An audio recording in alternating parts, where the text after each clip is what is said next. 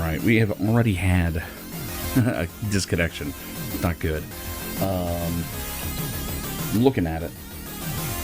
I'm hoping it's something to do with startup jitters, but who knows. I noticed some weirdness with my connection earlier, but it is calmed down. I don't know why it would be doing it now. So I'm gonna continue until convinced otherwise.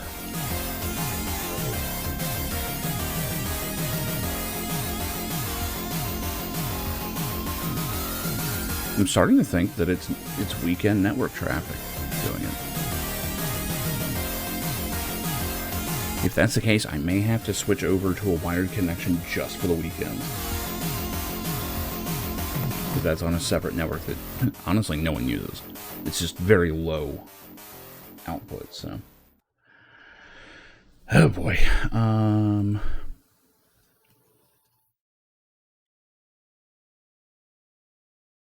Anyway.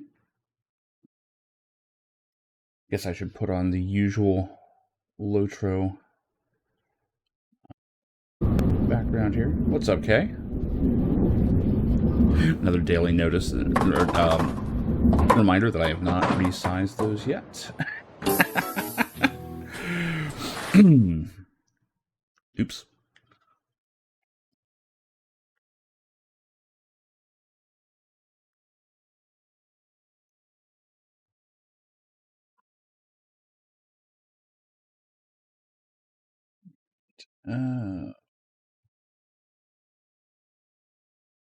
Go. Oh, man. Haven't tied back the hair. Doing just a partial pull here. Yeah, doing it live on stream. Fuck it, who cares?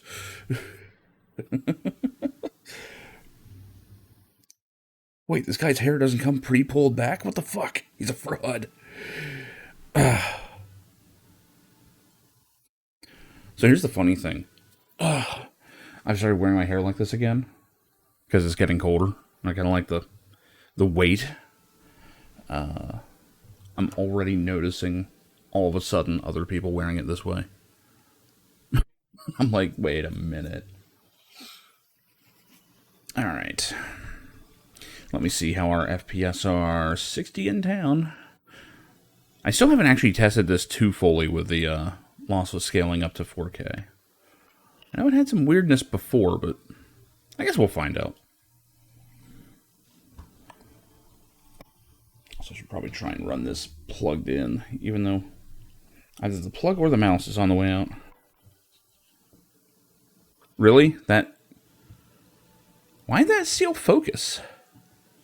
That's weird. Okay, it looks alright. Now for some not quite serious MMOing. All that talk, and I don't think I'm going to hit level cap by the time the expansion hits in this game. I don't actually know when this expansion comes out. Hold on, let me try and look that up.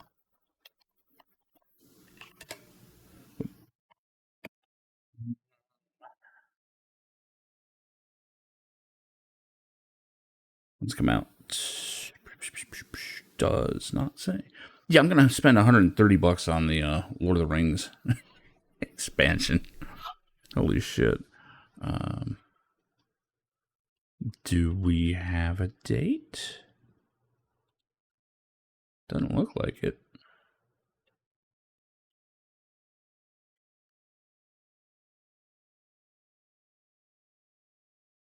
December 3rd, according to AI. Let's see if that's true.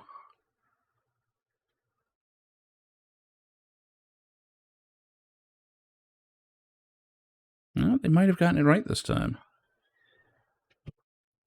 Maybe. Fall 2025. Come on, where is it? It pulled that from this site. Okay, there it is. It is scheduled to be released on December 3rd. Okay. I got time. I can do this. Oh no, my mouse. Where did my mouse go? It's so weird that it does this. There it is. Just open a couple windows and it figures it out.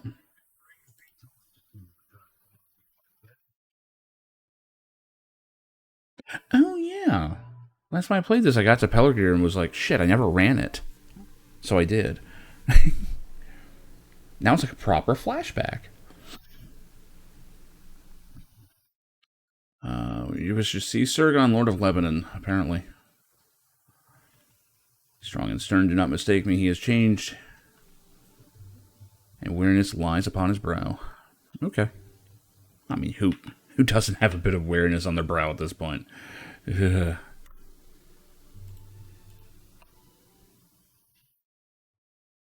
Am I doing side quests? I don't think I am. I think I'm pushing the main story here. It is not difficult to get levels in this game. It's much harder to get through the story sometimes because it's just so much talking, so much wandering.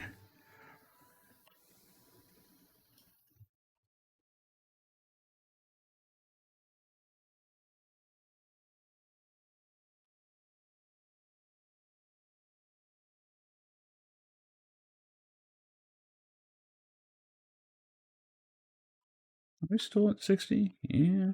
Feels a little weird. Probably just the upscaling. But I like to actually be able to read my UI, so...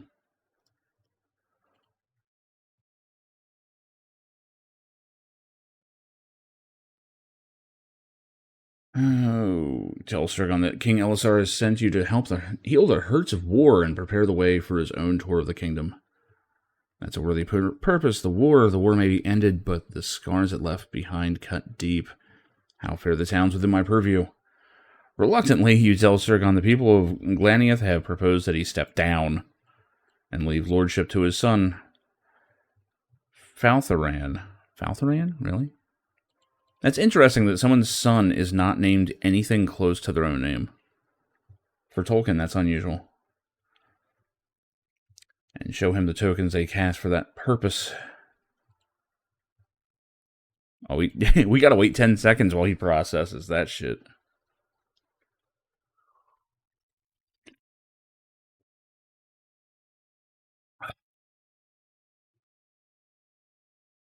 The days of my youth are far behind me now. Who will follow a leader so easily captured in war as I was by the men of Harad? Respect is hard to gain, but easy to lose. There were moments I despaired and thought Lebanon would be better served if I never returned. He sighs and looks you in the eye. This was not supposed to be my life. Meet me in my room of keepsakes to the north. I want to show you something. Hope it's not a penis. It's Lord of the Rings, so probably not, but you never know. You could randomly turn into Game of Thrones, man.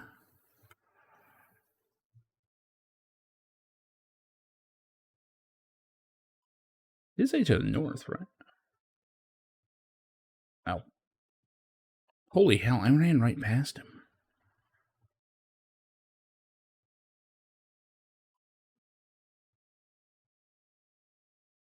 What's up, Tim? So we may be having connection problems today. I'm not sure. I had a drop before I was even out of the start screen, so we will see what happens.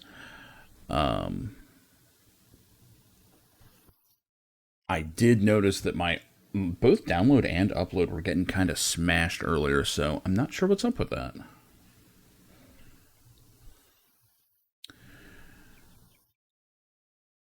Well, I was reminded yesterday just how much I enjoy Lord of the Rings, because, so my friend is like, hey, I was thinking of hitting the bar. It's like, you want to hang out? Yes. Yeah, I do. So, like, we basically did an extended lunch, and it turned into a thing of, like, her and the bartender were like, oh, we're super into Harry Potter, and I'm like, well, I'm super into Lord of the Rings more than that, you know. I don't really know shit about Harry Potter. Can't make it through those movies. So, next thing I know, they're pulling out like quizzes and stuff from online, and they were just quizzes about the movies. So this is like first grade easy for me. Like the hardest question was what was Aragorn's name after he was named king. And I mean, I'm just like, I'm literally playing through the King's Gondor. I know this, so I'm like, yeah, that's Elessar, and they're like, what the fuck is that? I'm like, he's also known as Estel to the elves, but you know, that's a question you didn't ask. Then we got to the Harry Potter questions, and they were brutal. Like, they were like the bartender was doing fine. My friend, not so much. But they were brutally hard. Like, you know, what's the name of this guy's second cousin and shit? And I'm like, damn. My mouse seems like it's lagging a little. Is there an option I need to be... adjust speed? Maybe I should turn that off. Now I'm probably going to lose my... Yep.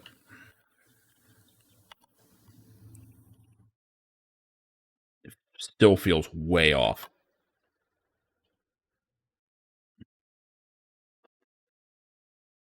Prop input. What is this shit? I never actually messed with this. This is not the time for that. Maybe. Anyway.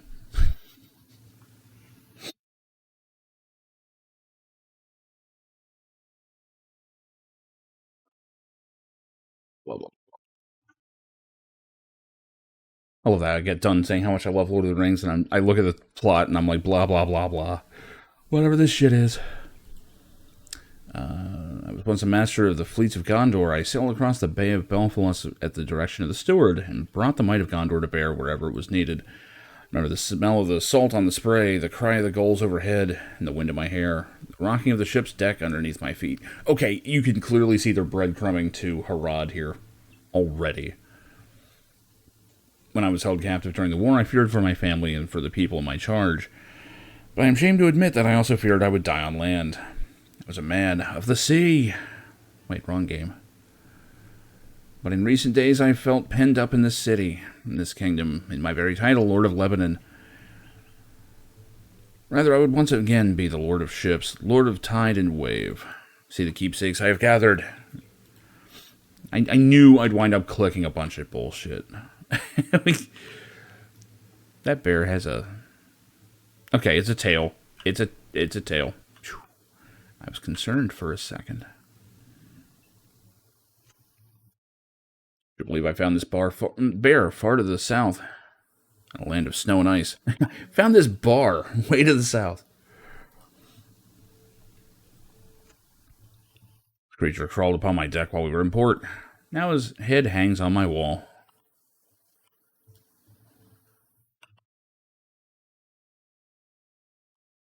I like that art is not quite good. Oh, it's in the Rohirric style, that's why. Depicting Folka and the boar was a gift. Rohirrim hold him in great esteem.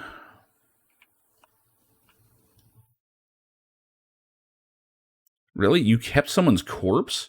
This fellow set one of my ships alight with evil sorcery. Now I keep an eye on him here. Jesus. It's kind of ghoulish.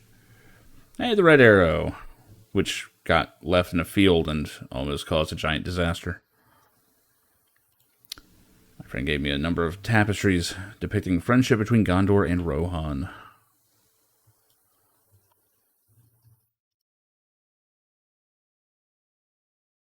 Taking many an enemy's shield in battle. I display some of them here. A kind of low textures. Upscaling can only do so much. No, I never saw this creature alive. I recovered its bones on a southern voyage. That thing's got like one eye. Can't tell if there's supposed to be tusks or tendrils or what. I mean, it's bone. It shouldn't be tendrils.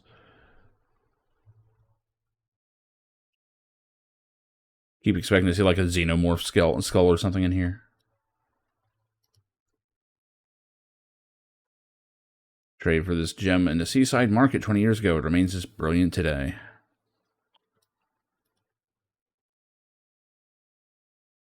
These stuffed birds were a wedding gift from an old friend drowned at sea. Wait, the old friend or the gift was drowned? Well, the gift is here, so...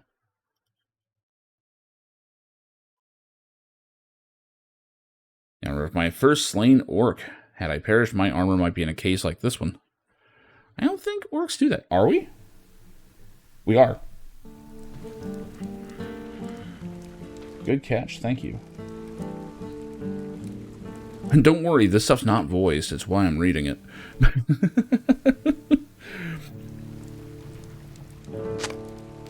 The Uruk who wore this boarded my ship just off the Shield Isles. Now it is mine. Yeah, where's the loots, man?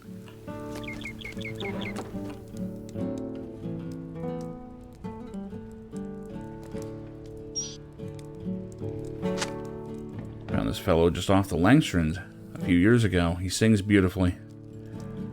Thank God that's a bird, not a person. That would be highly illegal. I think. I'm pretty sure that's illegal in Gondor. So many memories. Perhaps my son should succeed me. Took the folk of Glenneath to make me realize I think I've known something. Make me realize something I think I've known for these last few months, but did not express. My heart does not belong on land. I wish to sail again. Perhaps I can serve King Elessar from the deck of a ship, as I did in prior years. Faltheron should rule in Lebanon. Well, we just deposed a king. Never mind. Well, he's not a king, but you know, we deposed the leadership. There we go. I missed the No Kings rally, but I've already uprooted the leadership in this city. My I mean, the people did. Seized by one of his moods again, I see. He's always suffered from the call of the gulls, the pull of the sea, but it's been worse in recent days. I do not desire to rule in Lebanon, but I will do so if that is my father's wish and the will of the king. The armor of the usurper? Aye, I know it. The day is not yet here, but still you must tell me what brings you to Pelargir. The armor of the usurper. Angbor of Lamadin sent us to us several moons ago, charging my father with its safekeeping, and it is kept safe. You're welcome to see for yourself. The armory of Pelargir is to the south of the manor. With my permission, the guards will allow you to pass. They're men and women of true hearts and proven loyalty. They guard the armory day and night. That shit is so gone. There's no way it's still there. If it's there, it's about to get stolen. One or the other.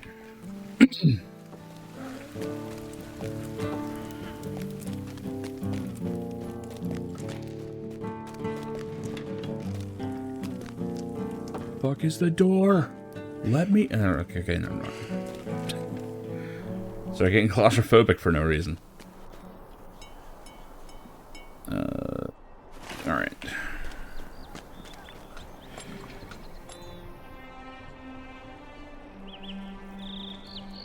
All right. Let's see how the lag is. This is the test right here.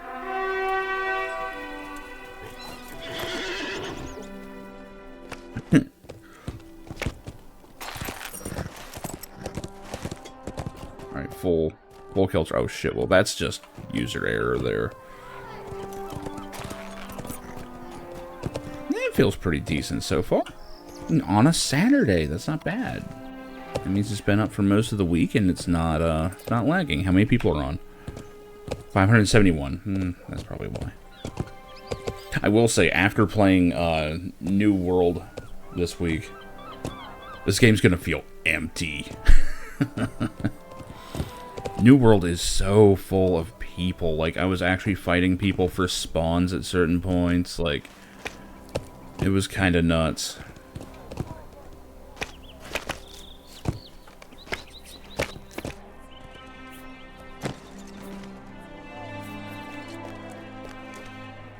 You have come at the request of Lord Aragorn and his son? You tell Kaguril? Kaguril. Okay, that's a name.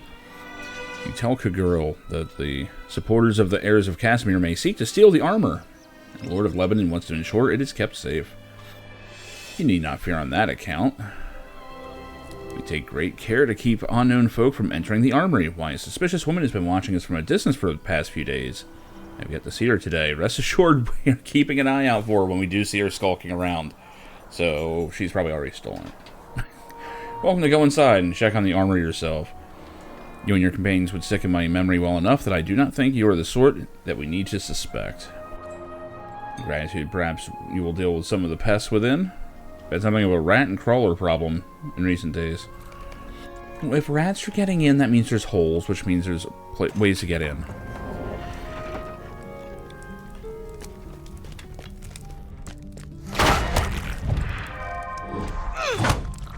Level 141. I'm still fighting bugs and rats. What can you do? Oh, I've got this turned up too loud. Live at about 0.85 on this game.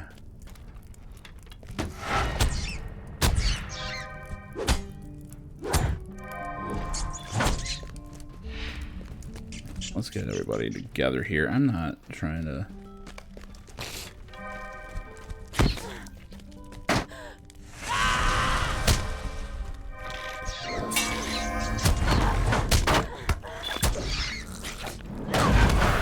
There we go.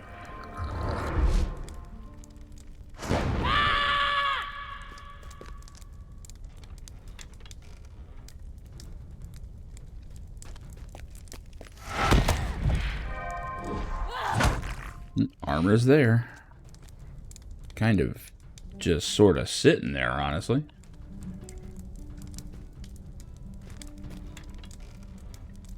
You know, that is true. That is true. Bugs and rats are probably going to outlast us. Like, as a people. That does make some sense.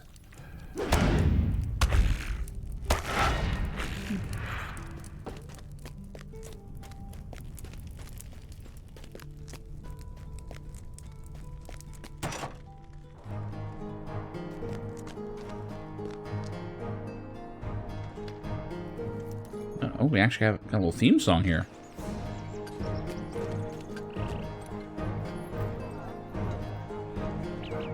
Customer's armor remains where it was left.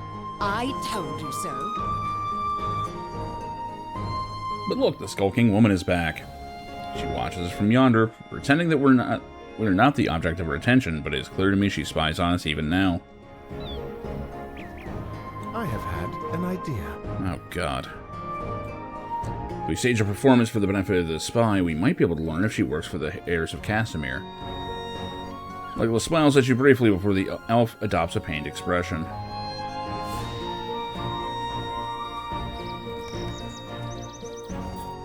Is that so? Legolas demands angrily.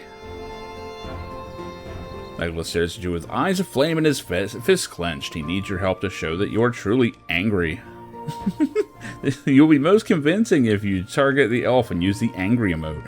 What if I yell a bunch of slurs in local chat? Would that convince him? Probably not a good idea. I don't think I'll do that. Why do MMOs like this? Like 14 did this, this game does it. I don't get it. Or they're just like, do an emote. Okay. I'll do my fucking Sims level emote here. You fucking knife-eared motherfucker. Yeah, it still does, yeah. Yeah. I mean, this is some of the most recent content in this. It's still doing it. I don't get it. I really don't. I should have expected no less from such as you. Now, I will say that, 14s are at least sometimes funny. Like the Feo Ol one. That one's funny as shit. I can't remember the line. Was it, I need you or beseech you? I can't remember what you say.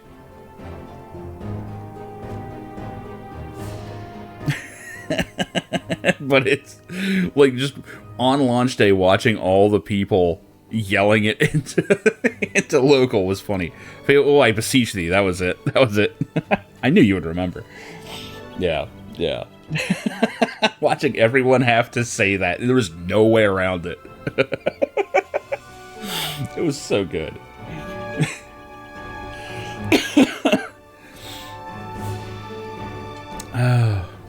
I should stroll most casually in the direction of my skulking spy. Perhaps she'll be interested to speak to you. And if you can draw from her some knowledge of the heirs of Casimir and their supporters, we will be aided. He's saying a lot of stuff for being, like, in the middle of pretending to be in a fight with me. Will have to be no hard feelings between us. Such a performance did not come easily for me, but it serves as an effective bait. You are such a pussy, Legolas. Jesus Christ. It serves as effective bait for the suspicious fist. It will prove worthwhile for this fist. Yeah. Free Kupo nuts.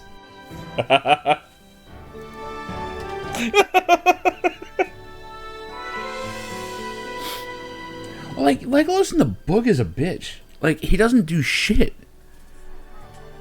Like, the most he really accomplishes is constantly getting surprised or scared or whatever when something happens. Like, Gimli's kind of cooler in every way in the book. It's kind of fucked up.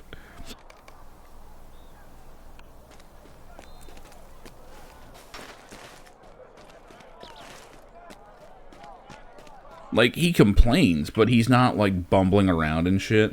None of that happens.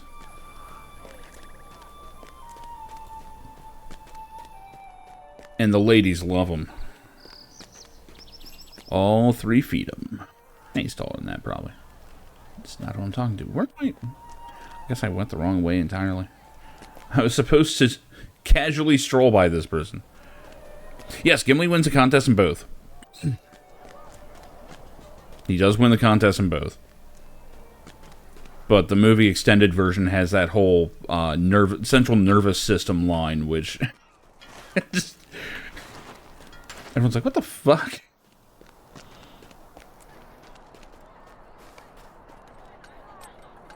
But yeah, like, you watch the movie, and there's 0 chance that Gimli would have won that. The only reason he won is because he did in the book.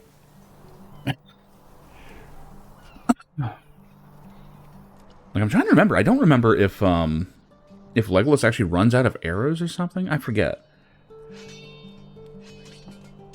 I beg your pardon, stranger, but I could not help but notice your argument. Your argument with that elf over the way.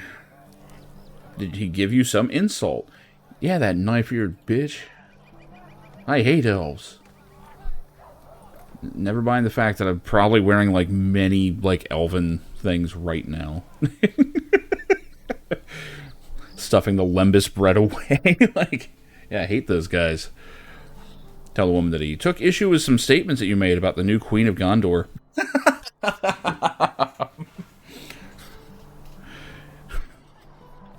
Talking shit about Liv Tyler. That's so. Perhaps you would like to hear my own thoughts on the subject. Okay, yeah, rebels don't do this shit. Do they? Maybe they do. I do not begrudge Elessar his choice of wife. Were he not king, he could marry anyone he wished.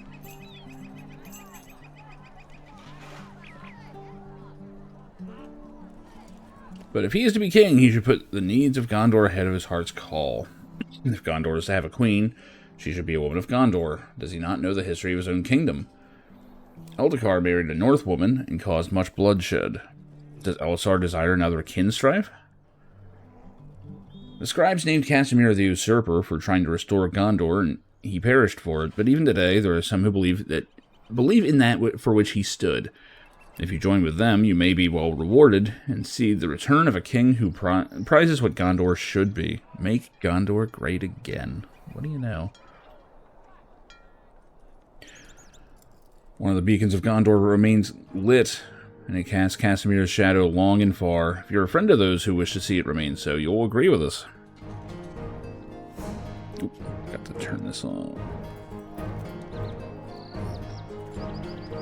So the capture card apparently got kind of cold while it was turned off. And it had that, if you've ever had like a computer in a really cold room start up and it's like super loud because the bearings are fucked. Like, it was doing that. Which basically is just the cold air has contracted the bearings, so they're rattling a little when they don't normally. As soon as they heat up, it's fine, but I thought it was funny to note. One of the beacons of Gondor remains lit. And yeah, I already did that. If you're a friend to those who wish to see it remain so, you'll agree with us. You must act in shadows. For now, and keep down our voices. You never know who might be watching us. Yeah, like me, who is like a well-known war hero at this point. Like, I'm constantly, like, hanging out with Aragorn. You have to warm up the display. Wow, the actual monitor itself. I guess the bigger ones, yeah, you do. How is ultra-wide working out for you? I'm still on the standard stuff. Like, I just hear non-stop games that have trouble with ultra-wide, and I'm like, doesn't sound worth it yet.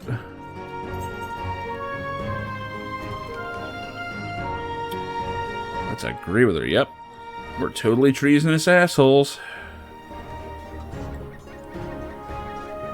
Oh, you don't play on it? Okay, yeah. Yeah, that makes sense.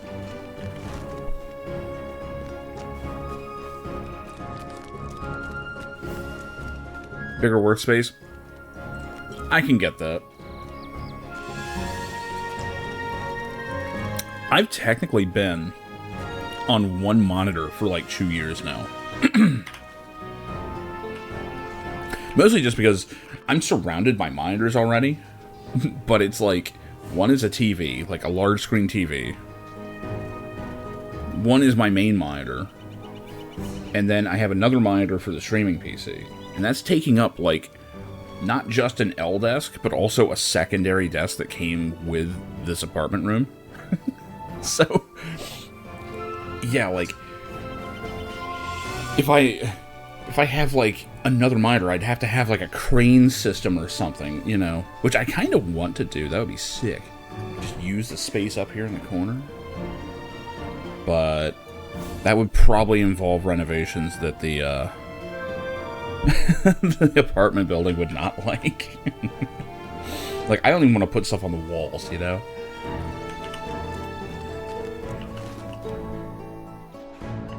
Yeah, I was about to say, what are you doing? Some high-powered trading over there? Yeah, who's drilling? 3 normal desktops worth of space.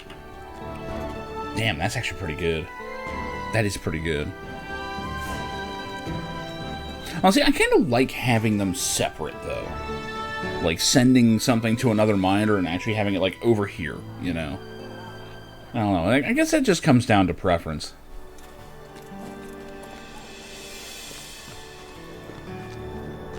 It's almost like different people like different things, you know? It's really weird.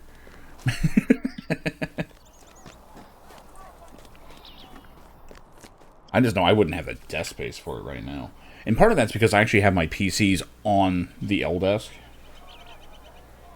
Like, if I really wanted to do it, I could have the other PCs. I mean, I'd have to really work on the dust situation in here. But, like, I could have the PCs down under the desk. Like, on, like, a raised thing or something. I'm never having PCs on the floor again. Even hardwood floor. I'm just not doing it. Then I could use space over here, but I don't know. I kind of like having my wires and inputs, like, right here. Like, hold on. It's adventure time. Just to show the mess that I have over here. Turn off virtual background. There we go. So, this is, like, right next to... There's OBS, right? My armpit is talking to you. That's the back of 2 PCs. Like, it's a mess over here. It really is. But, like, you can see where there's, like, just 2 PCs hanging out. The smaller one is actually the stronger one. Like, this guy is heavy as shit because of the water cooling. But, yeah. That's what I have going on over here. It's a goddamn mess. Oh, and I am never getting that back in place, am I?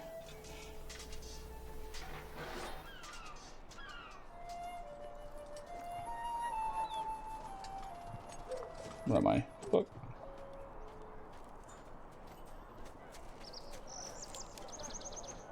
wish I could do that easy. Yeah, the smaller one's the boss. Oh my god, if I was thinking about it, those would have been amazing names for the PCs. Instead, the smaller one is Marvin because it's an Alienware. I know. I wasn't thinking ahead. I was like, I need to name this like right now so I can get into it. God damn it. Oh, I mean, I guess I could rename it, but I was afraid that's gonna like mess up something that's like calling to it, you know?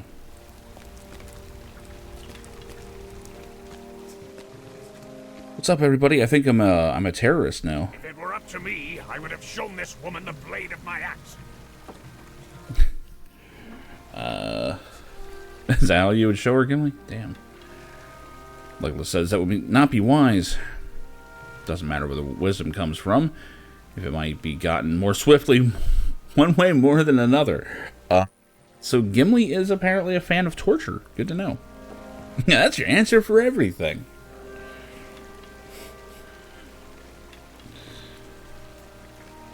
Yeah, apparently he's a fan of torture. Good to know.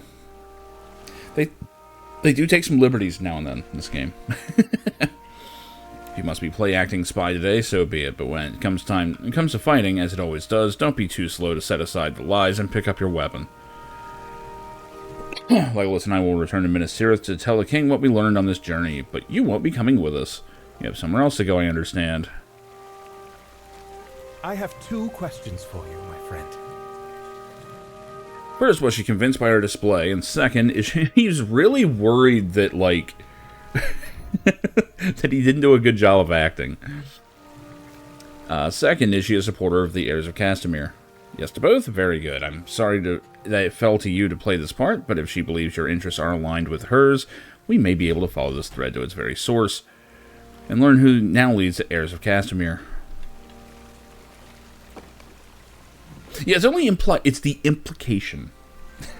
The implication. See, Gimli would be a fan of the boat. I just see Legolas being like, wait, are these people in actual danger? And Gimli's like, no.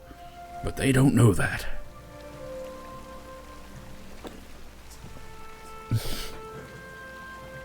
That's terrible. Jesus. Legolas and Gimli told me about the woman you met. What were her words? One of the beacons of Gondor remains lit. I cast Casimir's shadow long and far. She may have been speaking in riddles, but I think it is more likely she meant her people keep one of the beacons lit even in the aftermath of war. You mean she meant what she said? Okay, that's reasonable. My scouts have reported smoke on the horizon to the northwest. It is possible Aemon Anglebed could be the source of it. That's where you should go if you think to find more supporters of the heirs. But use caution. These could well prove to be dangerous folk if they suspect your beliefs do not align with theirs. You should continue to convince them that you stand beside them until you've learned what you need. I'm gonna become like the hero of their fucking movement, aren't I?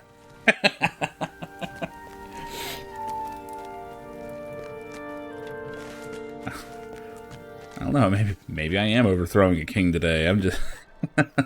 not what I intended to do. You know, I got up this morning, but... Okay, so it looks like we are heading... to Lower Lebanon. Alright.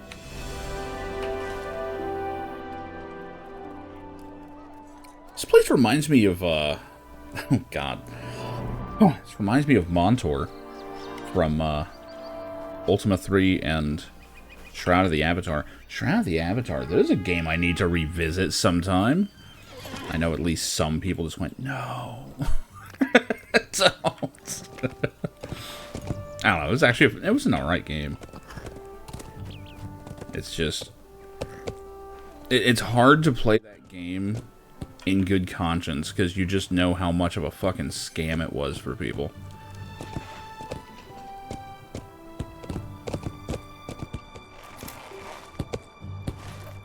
It's a shame because, like, its bones are actually really good. Like, it plays like an old school Ultima with a bunch of the trappings of Ultima Online. Like, using a skill system that also uses levels and experience. It's great. Like, I think if there's one game I could just, like, snap my fingers and have it, like, instantly made as well as it could be, it would be that game.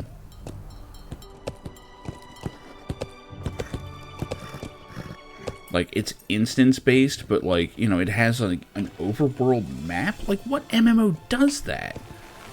I think there was another, but I can't remember. There was some obscure, like, Asian MMO or something, probably, but... crap, the bridge is up there. Okay. I went the wrong way.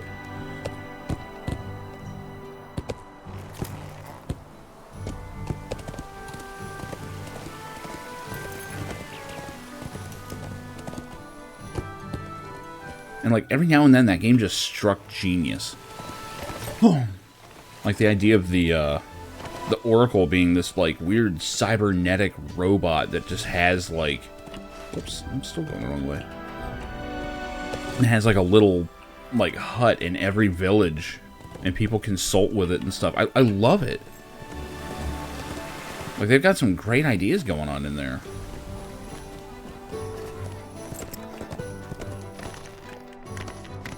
But it's like the game's been in development for God knows how long, and it's nowhere near what they originally wanted to do.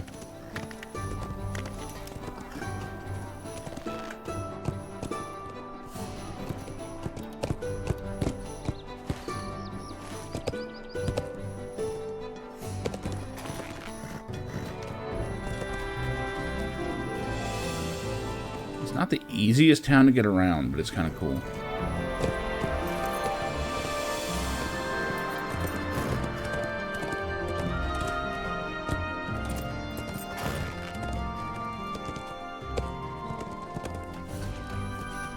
Really? I haven't unlocked this?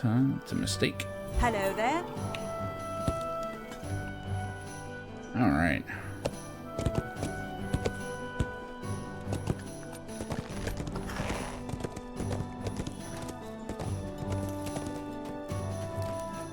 I gotta say, the lag actually feels pretty good today. Or lack thereof.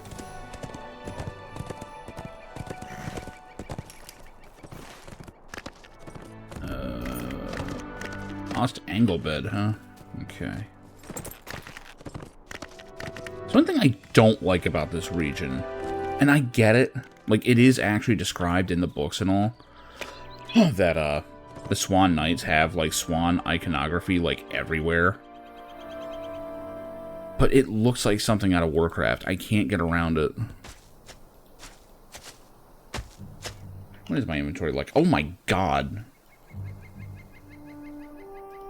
Oh, I shouldn't have looked. Also, what? Hold on. It's been a little bit since I played. I should probably take a look at some things here. Character, where is it? Reward track, Shift I, that's right. We still have 1 month remaining on the reward track, huh? Ooh, that's a lot of shit to claim. Oh, well. Go ahead and dump these on it.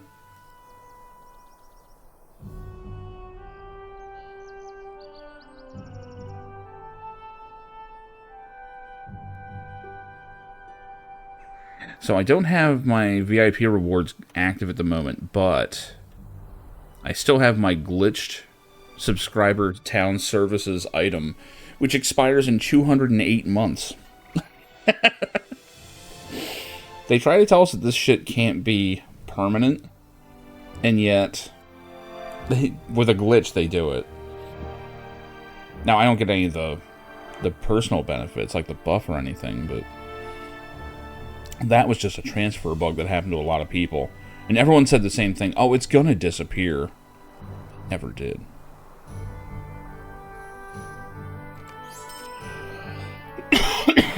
Excuse me. Oh, this inventory is a mess. Sigmar bless this broken inventory.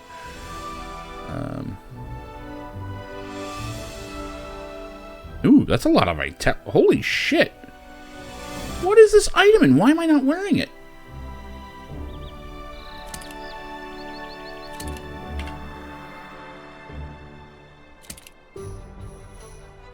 Oh yeah, we're breaking 100k hit points on this stream.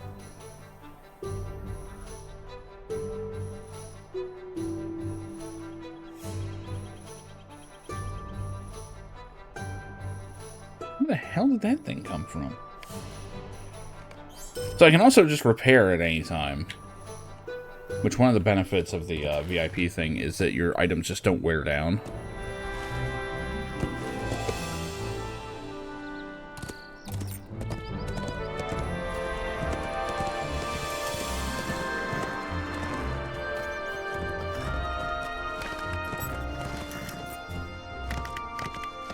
Someone in chat made someone in the world chat made a Neighbor of the Beast reference. I have no idea if they're Remedy fans or not, but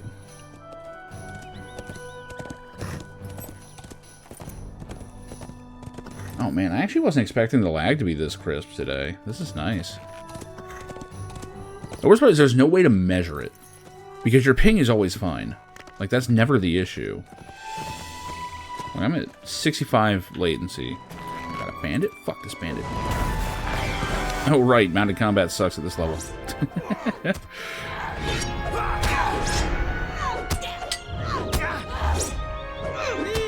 I mean, it works.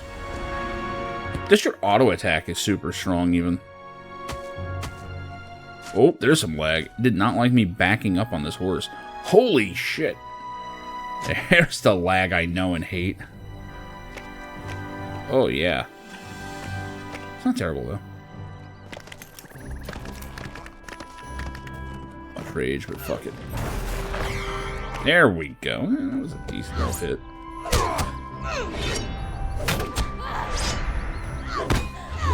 This cheerful music is appropriate for murdering bandits.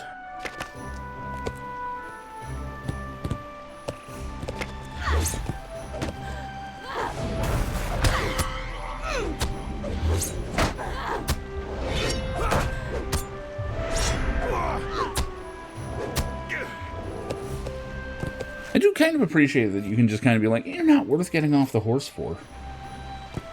But if you do get off the horse, you start wrecking.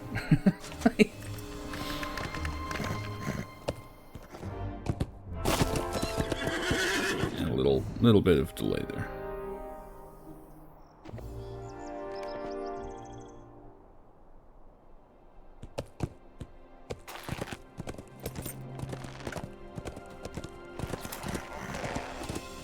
Man, there's a lot of ore out here.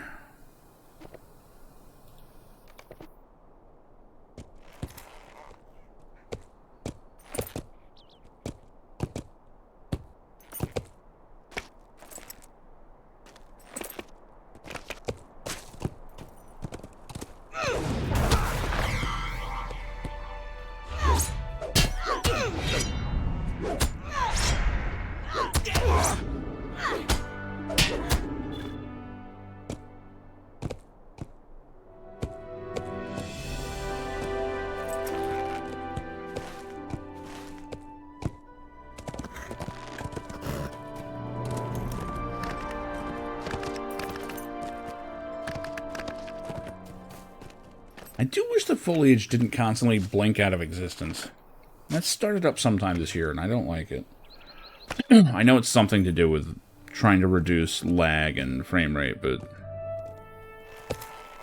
seems like a bad band-aid. What can I do for you? Where are all the traders at?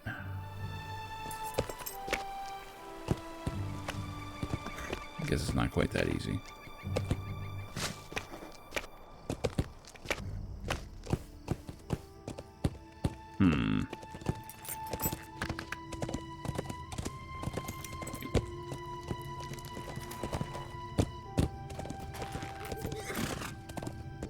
I'm glad this horse seed knows how to climb stairs.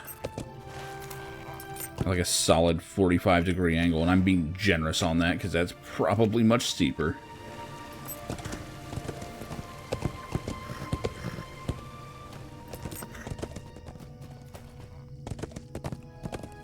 It's lit, fam.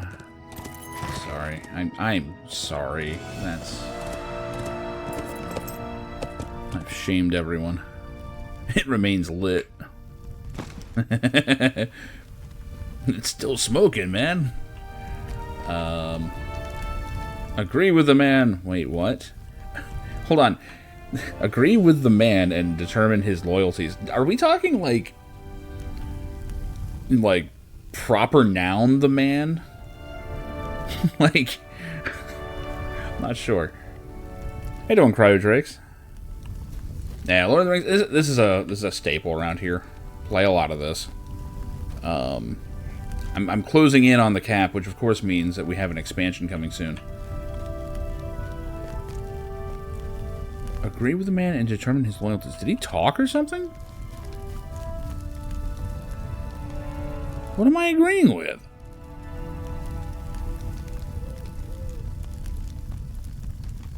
No, he's nowhere in here. Whatever. Raises an eyebrow. Well, that's appropriate, because I just agreed to nothing. Can I help you with something? You respond by noting the beacon casts a long shadow like Casimir did in years past. Man smiles broadly. You must be the kindred spirit I was told to expect. What a pleasant surprise. Aethel described you to me, but I did not foresee that one of the king's close personal friends could possibly support our mission, yet here you are. Thank God someone knows who I am.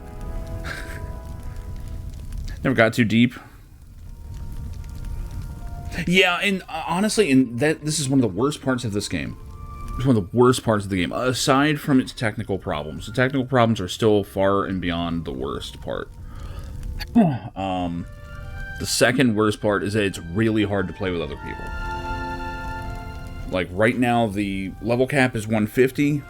It should actually be higher. Like, they lingered at 150 for a long time with a lot of content. It's about to go up to 160. Most players are at the end, unless they're on alts, in which case they're doing their own thing. If you bring people with you and you all manage to stay around the same level, you're going to have a great time. This is so hard to do. There is no scaling in this game outside of like a few, very few instances. And unfortunately, the development team is not very skilled, to put it lightly. They've said before that they would like to have level scaling, and knowing this community, I know for a fact people would just be like, oh dude, someone's running low-level quests, let's do this. And just hop in, scale down, and like, you know, run around on hard difficulty, making it into group content. Because they actually have a system. Like, the difficulty system in this actually scales all the way up to, like, full-on group hardcore content just in the overworld. So, if you put together an actual team and you know, have, like, tank, healer, DPS, crowd control, all that stuff, and you crank that difficulty and then just start questing, it's as solid content as most group content. It's actually really enjoyable. The problem is the game makes it very difficult to get that many people together at the same level, all doing the same content, without ruining it. You know, I mean, obviously, like, if I were to join a level 10 at level 141, I would ruin the game. There's no reason to do it. So, they're aware that it would be a good thing to add, which is that's half the battle right there, making sure the devs know. But the devs have also said, we have no idea how we would ever be able to do it. So, some games can just implement it overnight, some not so much. This game, unfortunately, the developers are different people at this point. There's very few original Turbine developers left, from what I understand. So, as evidenced by the fact that people just don't know how certain things in the game work. Like, there's entire subsystems of this game they can't touch because the guy that made it was like one guy, he didn't document it, and now he's gone. So, oh well. Yeah, if you step away from a week and, like, everything's just, like, done. Yeah, that's the thing. Like, it's why I enjoy Like, one of the first things I need in most MMOs is level scaling. That way, if people do get above you, it's not a big problem. If you get above others, it's not a big problem. Rift, for all of its problems, got it right. Like, you can literally just it wasn't there at launch, they added this later. You just right-click your own name, and you choose what level to scale down to. With certain limitations, but not many. Yeah, the spaghetti code. Yep, pretty much. I would argue there's probably a similar amount of City of Heroes devs working on or with Homecoming as there are original Turbine people in this. Man, Rift was so nice. It really was. And I have a personal grudge with Rift because they closed my server and didn't notify anyone. I log in, all my shit's gone. And I'm like, well, that's over a decade of you know, enjoyment just into the ether. And apparently they reopened it to transfer, and I wasn't playing then. I'm like, man, I'm not jumping through your fucking hoops. And unfortunately, Lord of the Rings is in the same boat right now, where they have, like, dark servers that you can't transfer off of. So, yeah, Homecoming's not even the only one. I mean, do the other servers actually have, like, the other devs working? I know that they don't officially say that the old devs are working on Homecoming, but that has been rumored since it started, that they were there. I'm also glad that Homecoming hasn't stomped out the other servers. It was the thing we were all afraid of when they went official. Everyone was like, oh, these other servers are gone, you know? Because they always kind of resented the other ones. Thankfully, that didn't seem to happen. I haven't looked at the other servers in years. Yeah, I'd be very surprised to hear that they did. I mean, they might have had, like, you know, contact with them. I wouldn't doubt that. I mean, we already know that, you know, the old Cryptic slash, oh my god, Paragon Studios team had some rebels on it, which is why an entire physical server walked out of the building when they shut that game down. Oh yeah, I was in the middle of talking to a trader. Rebirth's okay. I had a very early stream on Rebirth. Very early. I remember I looked at it really early on, and then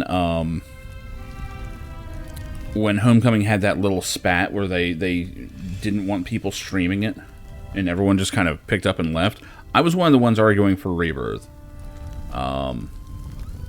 It was a good server, but honestly, I just don't have time or interest in leveling slowly or any of that stuff anymore. The convenience and the number of people on Homecoming just... You know, that's the entire reason I play, is to quickly get into a group. And Rebirth, as far as I know, has never been that good. I mean, it's the number of people on Homecoming is insane. Like, even today, anytime I log in, I'm just like, holy shit, there's a lot of people here. First age of Final Fantasy 14 and 11. Yeah, I played the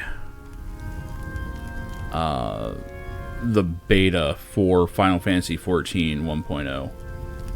I lasted 15 minutes. It took me longer to install that game than it did for me to play it. It felt bad. It ran terribly. It did not feel like Final Fantasy in any way. I hated it. 11 kept me around for a little bit. I mean, I never got too far into 11. Farthest I got was when they had that private server thing a couple years back, and we all kind of got into that for a minute. I'm actually tempted to jump into official 11, because I know that they have like lots of catch-up mechanics and like NPCs that'll join you in your group and stuff like that, and I'm like, that actually sounds like I could really enjoy that. But I don't know. That's for another time. But yeah, 14.1.0 was bad. Ugh. Like that game is a miracle that it still exists. Let alone that it's good. The only other MMO I've ever seen pull things back from the brink like that was ESO, Elder Scrolls Online. That game was a train wreck on launch. It wasn't as bad as 1.014, but it made every MMO mistake you can possibly make. Every one of them.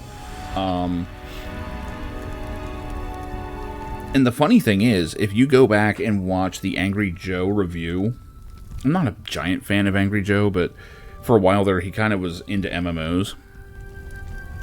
And his review of ESO was absolutely spot on. Where he was like, I love this game, but it's got so many problems. And he put a giant spotlight on them. You know, how quests were not shared, grouping was pointless. If you saw another player, it was not a good thing, because that means that they're going to use the quest item, and now you have to sit for like 5 minutes while it just respawns. All the classic MMO problems. I am still convinced they took that video in particular, because it was a pretty big video at the time. I'm convinced that the higher-ups at ZeniMax took that video, put it in front of the devs, and said, fix every one of the things he brings up. Every one of them. Because they did.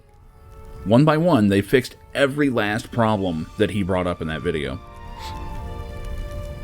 And as a contrast, go and watch Angry Joe reviewing Guild Wars 2. Because almost everything he praises Guild Wars 2 for is now also true in ESO. And the fact that, you know, Guild Wars got it right off the bat made all the difference. 2.0 fixed a lot. It had some issues. I mean, it's still a lot of go there, speak there. Lord of the Rings does it too. Don't get me wrong. This game has more normal questing than 14 does, but there's still a lot of talking. 14 though has a 14 is a weird game where the best parts are the cutscenes. Like, all you want to do is get to the next cutscene and watch the story go. Because the story's great. The characters are great. You want to see where they're going. You want to see what the next big enemy is. You know, the reveals are actually meaningful there. Now, by contrast, you play this, it's all just text. There's never a cutscene. I mean, every now and then you get a cutscene. They're never a big deal. Every now and then they drop a really cool lore bomb that I then have to stop and explain, because it only is interesting if you are into the lore. You know, 14 is interesting to everybody. Like, if you follow along in that game, it will grab onto you, and you want to see where it's going. Until you hit the new world. At which point, everybody took a break. Yeah, Dark Knight... Well, I mean, Dark Knight job quest was so good that, you know, that writer became the main writer in the future, you know. It wasn't immediate, but she got like a whole zone the next expansion. And then she was just writing the main story, and it was great.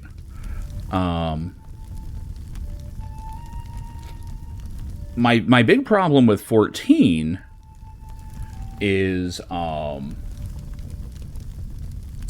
the world is just not it's not interesting to explore. That's the biggest problem I've had. How you doing, Dark Senate? I do play D&D. I'm not actively playing it at the moment, but I have in the past. I'm not really looking to join anything, if that is the question that's coming next, but I am known to dabble. I look and sound like a DM. Yeah, I've done that. Honestly, my speech patterns come more from streaming than from DMing. It's a little bit of a mix, though. I mean, I was a DM before I was streaming, that's for sure. Star Wars Evil D&D campaign. Sounds awesome. I appreciate the offer, but no thanks. My time is super slammed as it is. Dark Emperor vibe. I appreciate that. I did almost stream Old Republic today, so that's actually really funny. But yeah, no, I unfortunately don't have the time for anything like that at the moment. I'm doing a lot of working, and the funny thing is I technically have no free time. Like, I have to explain to people I don't have free time because every single hour of my day is dedicated to something. Like this, I dedicate to streaming, and I'm like, I have this many hours to do it. Like, but I gotta get it in, you know? It's one of those things where when you're used to it, you just gotta do it. Yeah, 14 would make an excellent single-player game.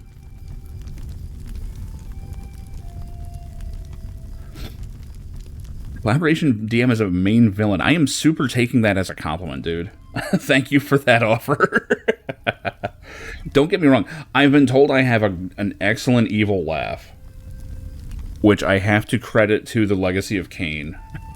Because I have noticed before when I'm... Especially if it's a laugh in a not great situation, it tends to come off as like Cain's sadistic laugh from the first game. It's not a good thing. It has derailed conversations before where people are like, whoa, and I'm like, sorry. It just comes out. What can I say? But yeah, 14 would make an excellent single-player game. I wouldn't be surprised if they made a project at some point, especially when 14 starts getting older and maybe starts slowing down some. I wouldn't doubt that at some point they would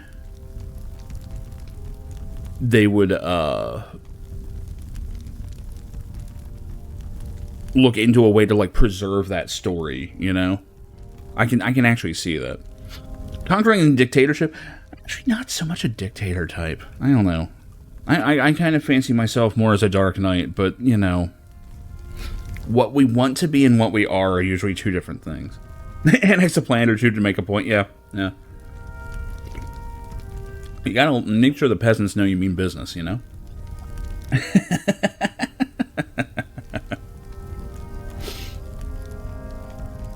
Oh, man. Where was I? Yeah, I totally got derailed, which is common. Don't worry. I got derailed like crazy in this. Let's see. What a pleasant surprise. I did not foresee that one of the king's close personal friends could possibly support our mission, and yet here you are. Yeah, you can shoot me one. Name is the same on Discord as is here. I'm not super active on it, but I'm on there. I need not tell you how useful it would be to have you with us, especially if you still have the ear of the king. I hope you have not aired your true feelings and endangered your friendship with him. Dude, they are not even concerned that I'm a spy. Like, they're just like, oh man, this person is like, you know, the right hand of the king, and they just expressed interest in our little rebellion. Man, I hope the king's not too mad at them.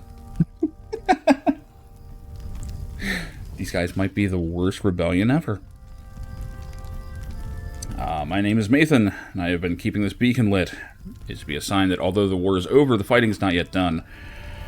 The guards at Ost Anglebed try to extinguish it as often as they can, but my friends and I relight it when their tension wanes. They cannot guard it at all hours. So they're just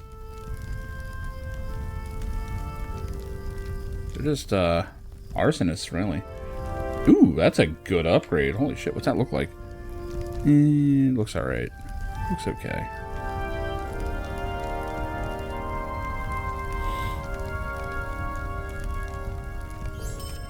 If we are to advance this cause, we need people to know that Elessar does not speak for all of Gondor. I've written a number of parchments proclaiming that Balakor survived the war and that he marshals a force that will rise up against Elessar and his elf queen. The people of Gondor need ready themselves for the coming conflict. You ask Mathan where Balakor has hidden himself to prepare. He waves away your question. I also need to know like, specifically where his forces are, what kind of weapons they have. Basically, all the stuff they asked in Inglourious Bastards. I want to know all that. There'll be time later to discuss it. For now, we need to distribute those papers. I stashed them in a crate outside the steps to the Hall of Ost Anglebed. Retrieve them and hand them out to the people of the city. Great. So, I'm now actually distributing their nonsense. This is the part where, while doing spy work, I actually help them out quite a bit. I know this is coming.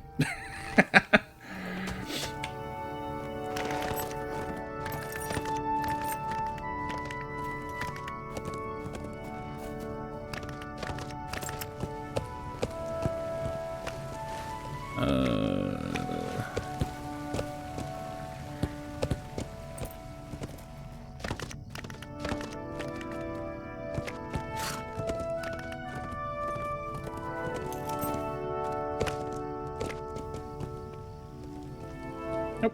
Looks like I got your invite. I will attend to that when I'm done here. Yep, saw it. Thank you.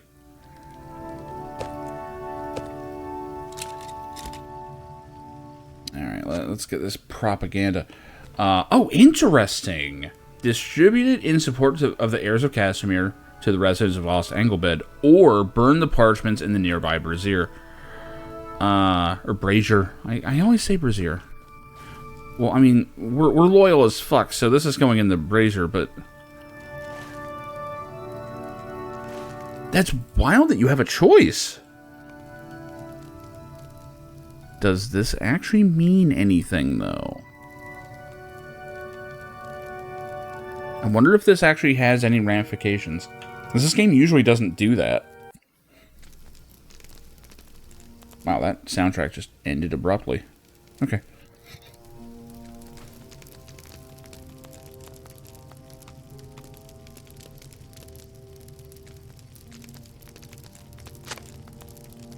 They quickly burn to ash. There we go.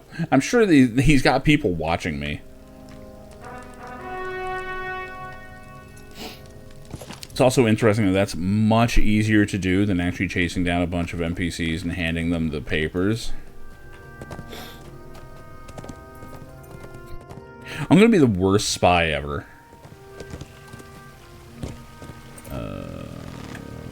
Where the fuck are the stairs? I guess it's up here still.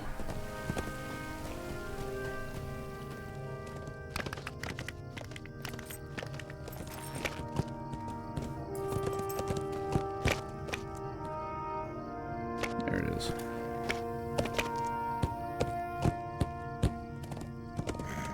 These cities are so weird. And this is just like a small one.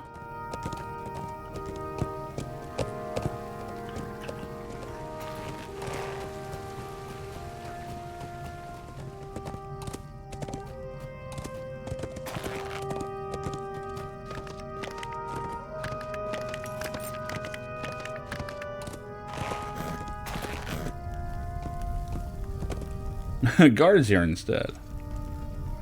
God damn it. Dude, you're gonna need a lot more water than that. You don't know anything about the lighting of this beacon, do you?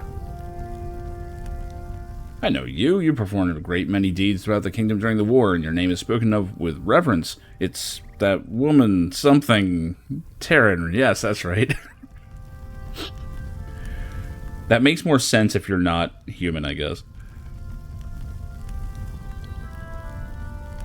You don't know anything about the lighting of this beacon, do you? No, you wouldn't. It says that these troublemakers keep setting it afire whenever we extinguish it. It's not supposed to be lit, except in dire need.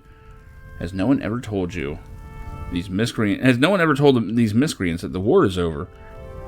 Maybe you can do me a favor. Bring this beacon oil to Halwyn for safekeeping. If we store the oil further away, that may prevent these villains from lighting the beacon every time we douse it. At least it will be made more inconvenient for them. It's also going to be more inconvenient if you ever need it, but I mean, let's face it, when are we going to need this next? Everything's peaceful, right?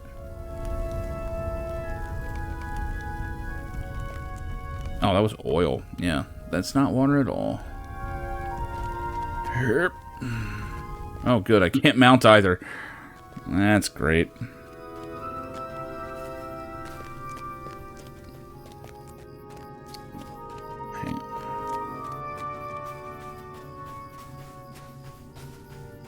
Sorry, I had to check something.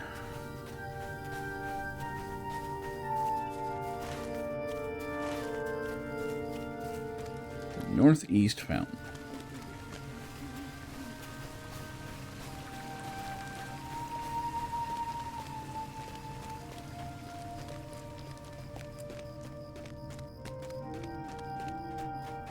But yeah, I think this is my go-to MMO.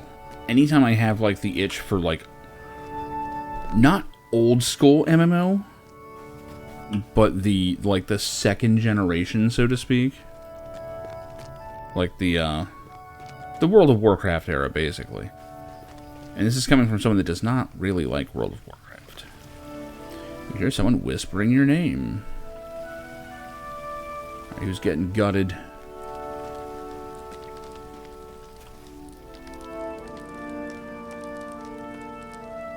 Sorry, I didn't meet you at the beacon, but Ladbin was sniffing around. Guards really trust you, don't they? I wonder why. It's truly a good stroke of good fortune that sent you to us. If you tell Helwyn you need a barrel of weapons, I'm certain she would give it to you, and happily. Delivering papers is one thing, but we will need weapons if we're to carry out our plans. Eventually it will come to fighting, it always does. At least we will know we are in the right when it comes. When you have the barrel of weapons, bring it to me outside the eastern entrance of the city.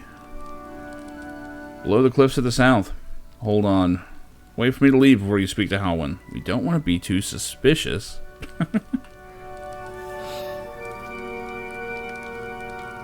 Yeah, I mean, see, I don't really care about the lore of World of Warcraft. The biggest part for me is I can't get over just how it looks. Like, the aesthetic of that game is so awful to me. It's all cartoony, and the weapons are too big, and the shoulder pads are huge, and it's a meme at this point, but it's bothered me from day one. I mean, the animations are neat to see, you know, because, like, it's very... Now, for the time, it was very flowing and all that. But for my money, I'd rather have graphics like this, where they're not photorealistic. They didn't go crazy with fidelity. They are kind of stylized, but they're not cartoons. Now, they do get a little cartoony with some of the emotes. Like, their facial expressions are a little overdone. But this is the aesthetic I like. Yeah, I'm not a flaming skeletal armor person with, like, you know, 11-foot tall spikes coming off my shoulders. Yeah. Yeah. It also helps that this game has very limited, like, quote-unquote magic. You know, it's mostly grounded, which I really like. I wish there were more, like, games that didn't have magic all over the place. You know, I think it's one of the reasons I'm kind of digging New World is that, like, you know, there's only a couple things that are using magic for the players. You know, for the most part, it's like, yeah, I'm gonna shoot this guy with a musket. That's great. I don't know. It's weird. Yeah, Middle-earth, honestly, that's the main reason to play this game. Is if you like Middle-earth, you want to know more about its history, you want to, like, walk it. It's one thing to watch the movies, right? And the movies are great. I can't argue that. Then you read the books, and you go, oh, shit. Like, there's a lot here. Then you start reading, you know, some of the side stuff, like maybe some of the letters. You read some threads where people are talking about it, and you're like, oh, God, there's a lot here. Then you find out, oh, he spent like 10 years writing histories and, you know, biographies and lineages and entire things that never come into play in Lord of the Rings. Like the story. Like, it goes back thousands of years before that. And he just created it because he wanted to create it for the most part. It was his project. And it's as massive as you want it to be, or as small as you want it to be. Because one of the big themes of Lord of the Rings is that the hobbits, in particular, don't know all this stuff. Frodo is abnormally enlightened for a hobbit in terms of like education and knowledge of history and stuff. The biggest example is Shelob. In the lore, Shelob, the giant spider that Sam fights, is like, it's not just a big spider. This thing is an ancient evil horror, directly, connected to an even bigger one, Ungoliant, which is like world-threateningly bad in the past. Like, these things are horrifying. And the biggest reason why Sam was able to fight her off is because he didn't know any of that shit. He didn't know enough to be scared of it. I mean, he knew to be scared of it because it's a giant spider. He didn't know what he was looking at. All he knew was that, Mr. Frodo was about to be lunch. And that eye was looking pretty stabbable. Now, he didn't kill her, but, which is why she's a raid fight in this game. But, it's a recurring theme that, like, the people who have knowledge are not necessarily better off for it. Yeah, Sauron was just a lieutenant. I mean, he is a big bad guy. Like, in the time of Lord of the Rings, he's the big bad. There are probably things that are worse than him, though. Honestly, the Balrog is probably more powerful than him. Like on a 1-by-1, like a 1-to-1 ratio. The Balrog is the same level of being as him. They're both Maiars. But the Balrog is much more war-focused, where Sauron is more about control. Like, that's always been his thing. Like, control and deception and all that. Sauron can be a warrior, but he's only going to do it if he knows that he has the advantage. Like, it's why he doesn't stroll out at the end of Lord of the Rings as a big boss fight. Which the movies almost did. And they very wisely changed it instead to be a cave troll instead that Aragorn's fighting. But, Sauron has waded into battle in the past, but that's because his schemes had come to fruition. He had his one ring. He had, basically a power loop going where he was more or less invincible. More or less. That's the only reason he would ever be in a direct fight. And in terms of evil, he's, he pales in comparison to Morgoth. Like, Morgoth is much worse. And Morgoth is, despite being defeated and destroyed, he's not permanently gone. Now, Sauron probably is. Oh my god. First Age movies would be ridiculous. I mean, First Age is like comic book level ridiculous stuff. Like, the First Age is almost an anime. I mean, you have dragons the size of mountains fighting airships. I mean, it's not very Lord of the Rings, I'll say that. But it makes for excellent past. Uh-oh. I just noticed, damn,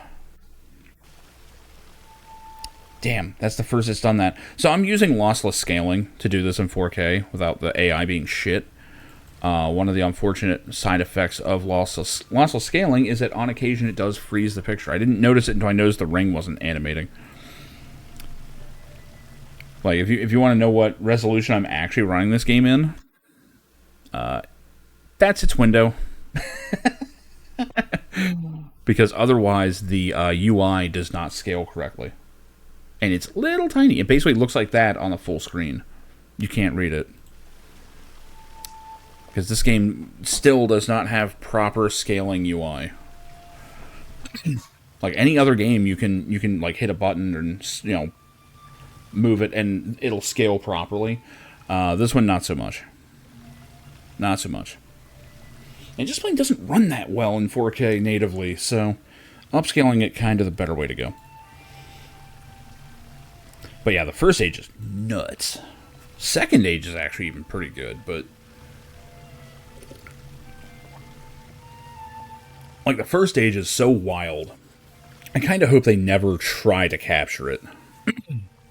Like, I'm really afraid that if, like, whoever owns the movie rights right now, I don't even know who it is, ever finds out about the shit that's in First Age stuff, they'd be like, oh, we gotta make movies of that. And, oh, man. I'm afraid what they would do. I mean, look at what they did with The Hobbit. The only way I can watch The Hobbit is if I tell myself that it's just Bilbo lying. It's just Bilbo lying his ass off. That's all the movies are to me. Like, none of that shit happened. Anyway, what was I doing?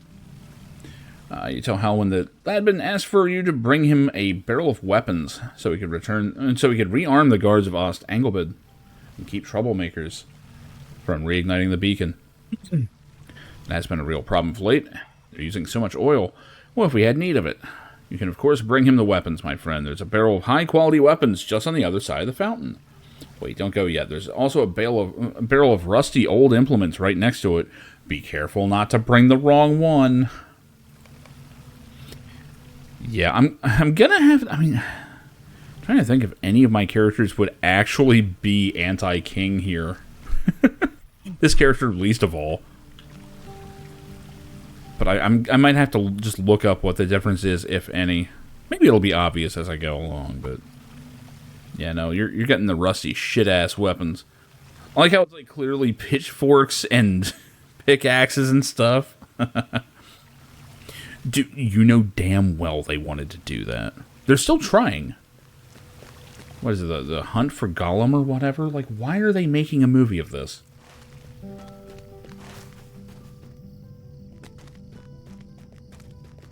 Below the cliff south of the eastern entrance of the city.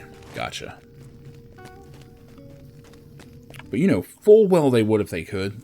The problem is, right now every studio is looking at Marvel, and all the money guys are just going, no. Yeah, it's Aragorn chasing Gollum, which, I mean, I forget if they said it's going to be one movie or many. I don't know. I mean, those movies were over 20 years ago. The actors are not getting any younger. And if they start replacing people, I mean, it's just not going to work. Yes, exactly. They should be looking at that downward trajectory going, oh shit, we need to stay away from this stuff. And that's what the moneymakers are doing. The moneymakers are like, dude, stay away from that. This trend may actually be over. Which, credit to them for finally figuring that out. Yeah, Endgame was the last good one. It really was. I mean, there's watchable Marvel movies. But as far as like that cinematic universe stuff, that's done. It's over. Like, stop it. Like, it's time to stop. Get help.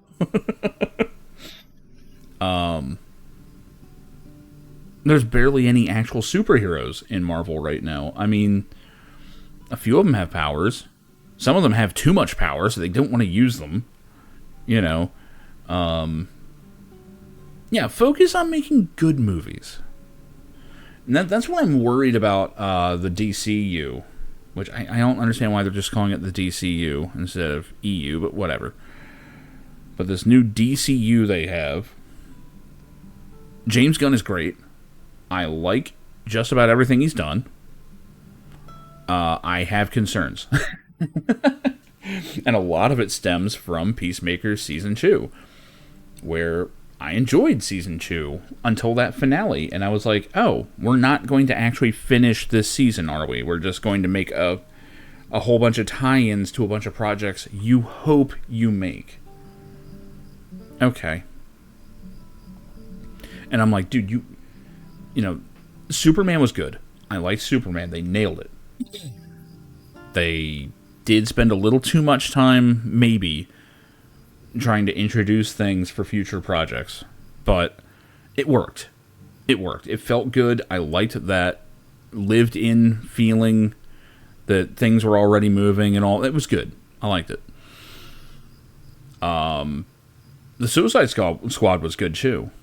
His version, the second one. I actually liked that. It was good for what it was. It wasn't trying to be more than it was. Peacemaker season 1 was great. I loved every episode of it. And season 2, it's mostly just the characters hanging out and dicking around, which is fine because they're fun characters. And then they left the second to last episode on a really big set of cliffhangers, a whole bunch of them. And it's like, oh man, this is going to be one hell of a final episode. Oh shit, it's an hour-long episode. This is great. Mostly it was an hour long because they had 2 musical performances, like stage performances, in the episode for no apparent reason. And then a whole bunch of stuff setting up the future. They didn't even resolve the stuff from season 1. Or season 2, rather. So it's like, oh no, they're doing it already. They're doing it already. They're spider webbing out instead of just worrying about making a good project. You know? We'll see. We'll see. Hopefully he knows what he's doing. Hopefully he's not spreading himself too thin. I'm very interested to see Supergirl next year. I want to see what that... I think that one's going to be the one that tells the story. Like, if that works, the rest of it might be in good hands. Yeah, DC works when it's not, like, 100% serious and trying to be badass. Right? Marvel has those moments. You know, everyone facing down Thanos. I mean, that was a major moment in the 90s, you know, in comics. You know? They made a fighting game just based out of that scenario called Marvel Superheroes, you know. The final stage is the iconic, you know, everyone trapped in, or like turned to stone, you know. In the the Marvel, the MCU, did a great job of, you know, retelling it, recontextualizing it, having it play out differently. But they still had, like, the heart of it, you know. They nailed it. Endgame was great. But everything that's come after, you can just see them going, do you guys like this? No? Okay, no, don't worry about that. How about this? Do you like this? No. Okay. How about a TV show instead? Oh, you really didn't like that. Okay, never mind. You know, and now they're pushing the Thunderbolts as the new Avengers, which, I mean, that movie even kind of lampoons that idea. It's a mess. Yeah, DC's always tried to be grimdark, and it doesn't work. It just doesn't work. I mean, there's grim stuff in DC, don't get me wrong. But DC is at its best. You know, when it's like, yeah, we have the guy that flies around and is bulletproof. Like, this is about having fun. You know, even Batman has been silly over the years, you know?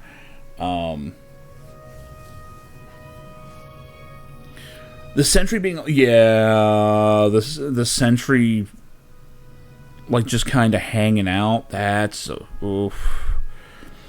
How you doing, Adam Bacon Donut Butt Bandit? I'm saying that entire name every time. But yeah, I'm worried. I'm worried about that stuff. Doing good. Having a very relaxed conversational stream, if you haven't noticed. I mean, I'm making progress, just it's slow. It's slow. But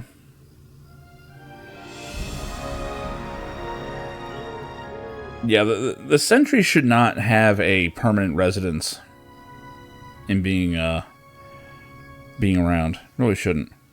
Broom Hobby Horse. Oh, is that from the, whatever event's going on? I never do the seasonal stuff. I should, but... I am grateful for your assistance, my friend. I think it'll be soon. There's a meeting. It is? Okay, yeah. That's what I figured. This guy should know that I'm not exactly helping him when I hand him a barrel full of, like, pitchforks and pickaxes and call them weapons. Like You are welcome to attend the meeting. he should know the difference.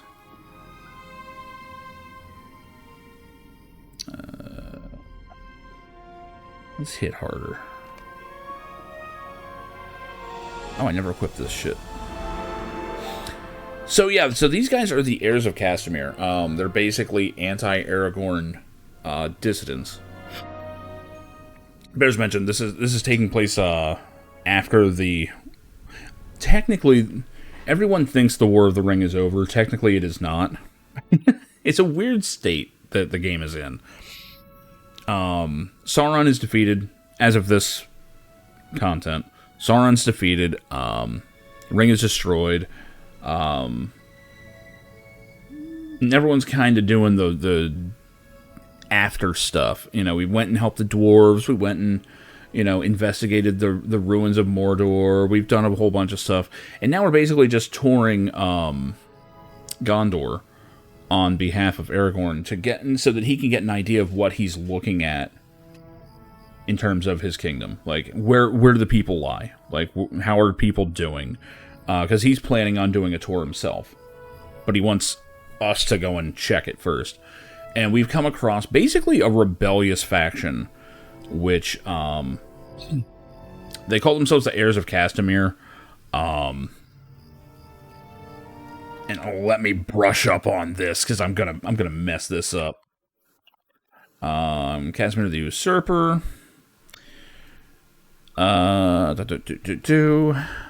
Yeah, so he actually took the throne. I couldn't remember if he actually did or not. It looks like he was Third Age. So this is not even that long ago, in the grand scheme of things. I think he was a Black Númenórean, right?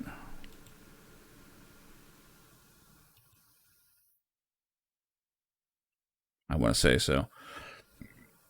But apparently this guy was full-blooded Númenórean, as opposed to the half Dunedain that was on the throne. So,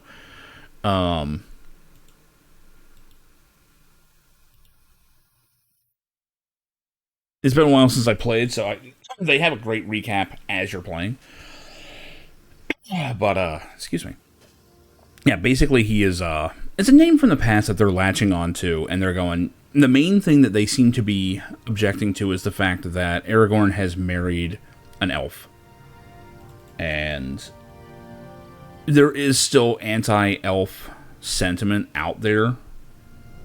Like, most of them don't even remember why. It's just kind of there.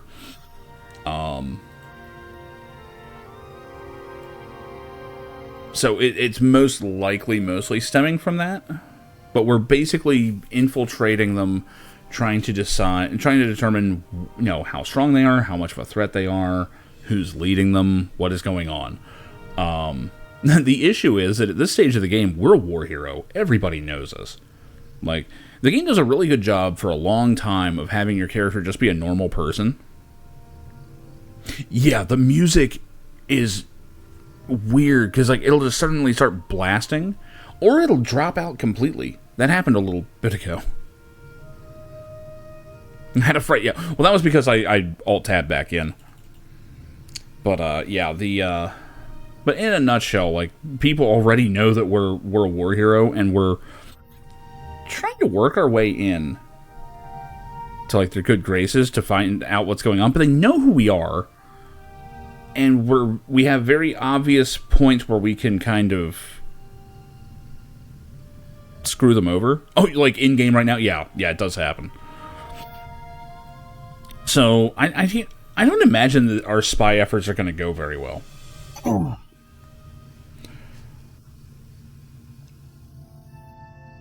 Yeah, Gimli going to the Undying Lands. Well, he became an elf friend, eventually, you know. honestly, it didn't even take that long. Like, him and Legolas very quickly, in the book at least, realized that, oh no, we're cool, we're buddies, you know. Their real beef kind of ended at the council. That was it. Like, as soon as they were actually traveling, they were fine. And most of that's because Gimli is just a nice guy. Like, he's actually well-spoken. He is, he believes in honor above all else, but he's very polite. You know, as far as fantasy racism goes, it was actually extremely light. Like, Gimli seems worse in the movies, but not by much. Like, Gimli's kind of played for comedic effect more than anything else. You are welcome to attend the meeting, my new friend. Many of those who share our way of thinking will be in attendance. Go to the northern half of the town of Linhere and knock on the bronze door opposite the fountain. My name will get you inside. Alright. What's your name again? Mathon. I will forget that. Hopefully I don't actually have to remember it. That would be funny.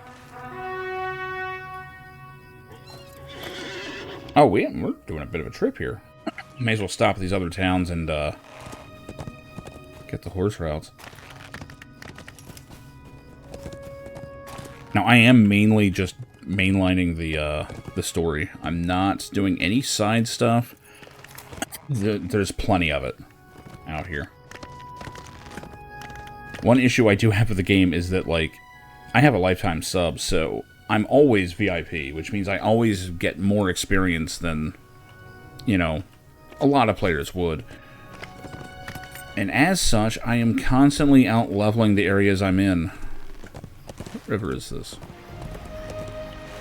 I have no idea what river this is, actually. May not be named. Doesn't look like it. Okay. I was just curious. Are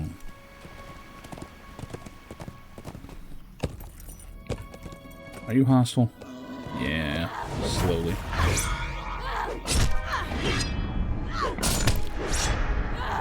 I think one thing they should do is make mounted combat like scale really hard if you outlevel enemies.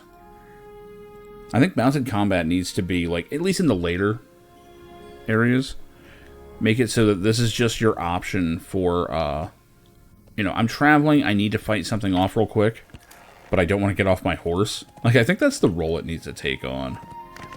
It already kind of has it, but...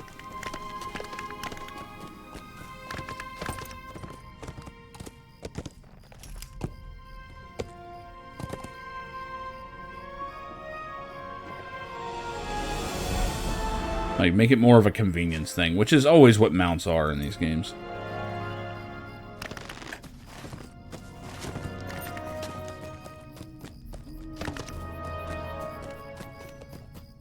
I mean, short of a full rework, which would be ideal, but we're not gonna see that.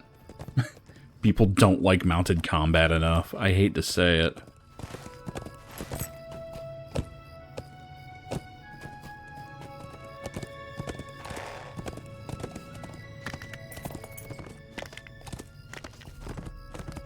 Like, I personally think it's great, but most of that's just because it is something that's unique to this game.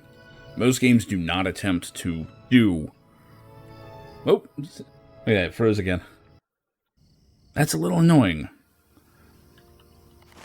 That's a little annoying. I may have to look into this. Oh, give me my cursor back. Scaling has some issues, what can I say? Oh, for God's sake. Alright. Let's find an NPC. Maybe mousing over them will do it. With my invisible mouse.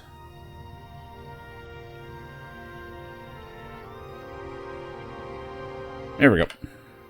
Hello there. Oh, I love it, too. Yeah, Rohan was some of my favorite stuff. I just love the loop of, like, racing from small village to small village, helping them out, doing their thing, you know. And I get it. A lot of people got really sick of it. And it might be because I did play it later. Like, I put this game on hiatus for a long time. And I've not been current for a long time. So when I play this thing, you know, I'm playing in giant chunks. Where, you know, most people had to wait years for content to release. And it's just been sitting there waiting for me. So when I hit Rohan, I'm like, oh man, I like this mounted combat and stuff. I'm going to do as much of this as I can. So I did all the side stuff, and I'm running around, you know, doing all the optional towns and all that.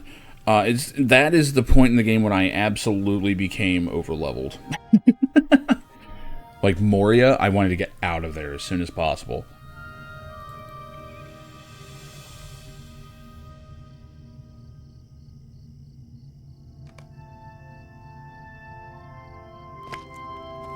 But Rohan, I wanted to do all of it. So, like, by the time I hit the stuff after that, I was, like, 5 to 10 levels too high.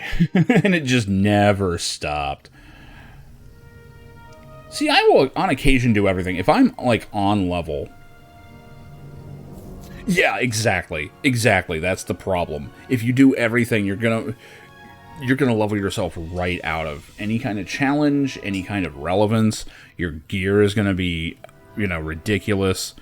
No rewards are worth anything to you. Speaking of which, I never equipped this.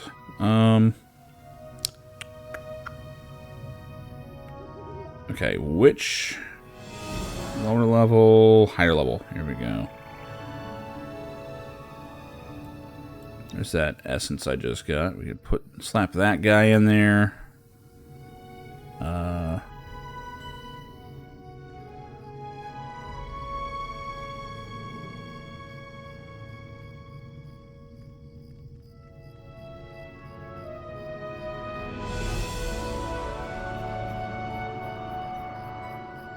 I actually need to get rid of that.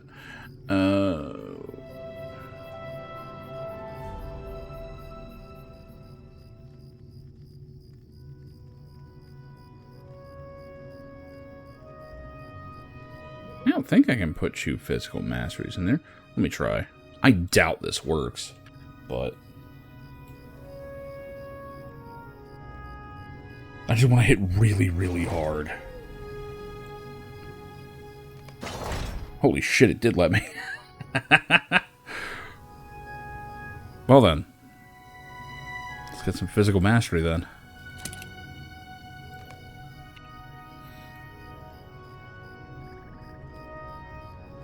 The Goku approach. My idea is to hit him even harder.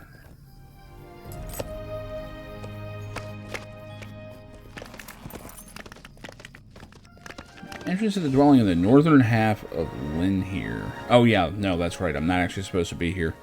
I'm just picking up horse routes. Forgot. ADHD, not even once. But you'll do it way more than once. That's just how it works.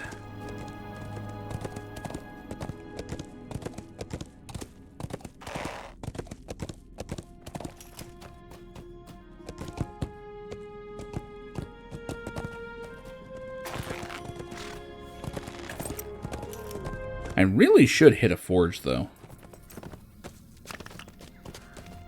I think I'm... Oh wait, I'm not even to Umbar yet, am I? Nope. Shigani ingots. I don't have any of that. I feel like I've been on Gundabad's here for a long time.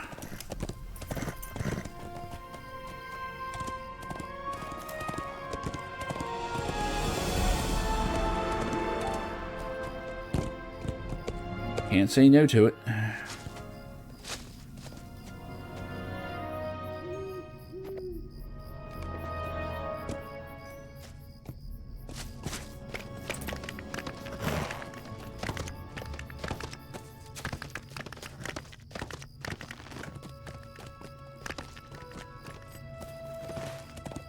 Oh, we need to grab that one. I'm sure at some point I need to go here.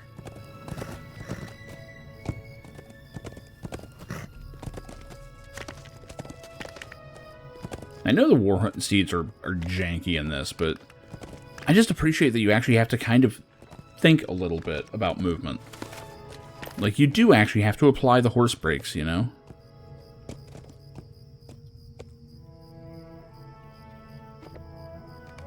Like, I've been playing New World this week, and while they have, like, horses with weight, and, you know, they can't just move like a character, which is always a plus, they still don't behave like horses in terms of, like, steering or, you know, cornering or any of that.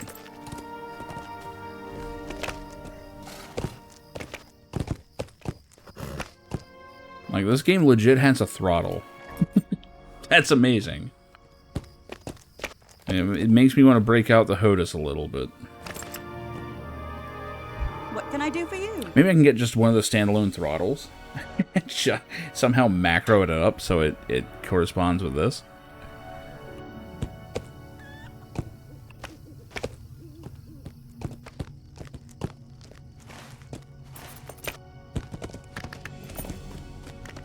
Use the shifter for it.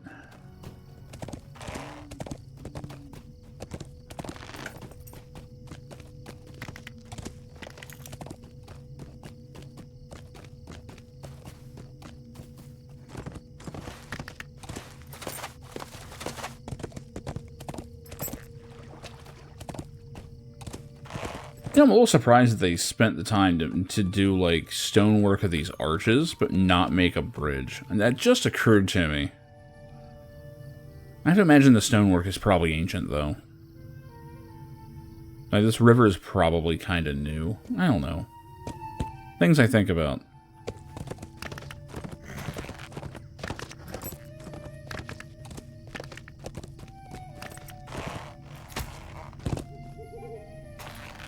Ooh, I'm actually looking at the stats. I have a few dropped frames, which I have not had for quite some time. I mean, I'm only at 0.4%, but it has been 0.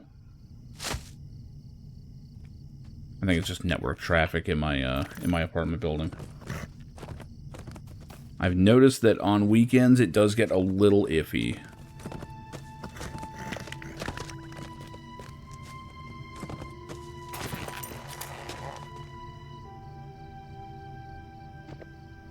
So I noticed that PAX Day is actually on Game Pass. And I was like, okay, let's look at it. I didn't install it yet. I'm just like, let's just look at the reviews and stuff. Oh, people are not happy with that game. Apparently it is a subscription game, but the subscription is optional. Now the problem is that it's a building game. PAX Day. Yeah, let me bring her up here. This guy. So it's like 24 bucks, right? With an optional sub. Now here's the problem. This game, may as well pull it up. It's a crafting game. Right? It's like a survival style game. You know, a Minecraft-like almost. Just no digging. You hunt, you gather, you build a house and all that stuff. Very neat, right? The problem is, in order to have a house, you have to maintain a subscription. That's like what gets you your plot. If you don't keep paying it, you lose it. That's the entire point of the game. Also, apparently, it takes way too many resources to make anything in the game. Also, I'm told the combat is shit. So, yeah, exactly. Now, here's the one thing they did right, I think. The subscription is like $5 a month. And I'm like, okay, if you're a solid enough little game, I can plunk down $5 a month here and there and play around with it. That sounds great. So I tend to subscribe to the MMOs that I'm actively playing. Like, I've been playing the Old Republic the last couple months, and I'm subbed over there. Probably don't need to be at this point, but I just like taking that free-to-play stuff off, you know? Swoter, yeah. It's good. I enjoy it for what it is. and I lament what it is not. I really wish there was a way to take Star Wars Galaxies and just modernize that. A lot of the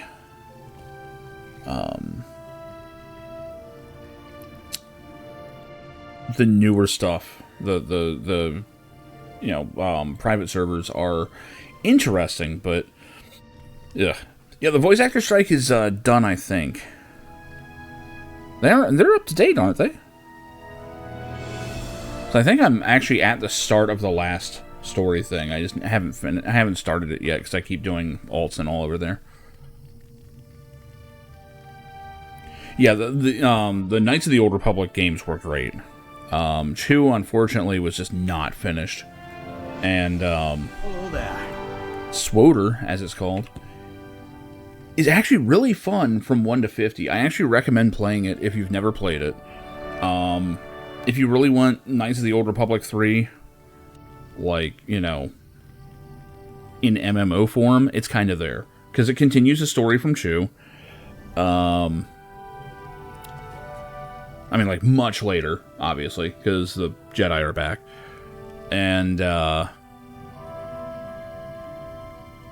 class story system is really good. Yeah, the class story system is really good.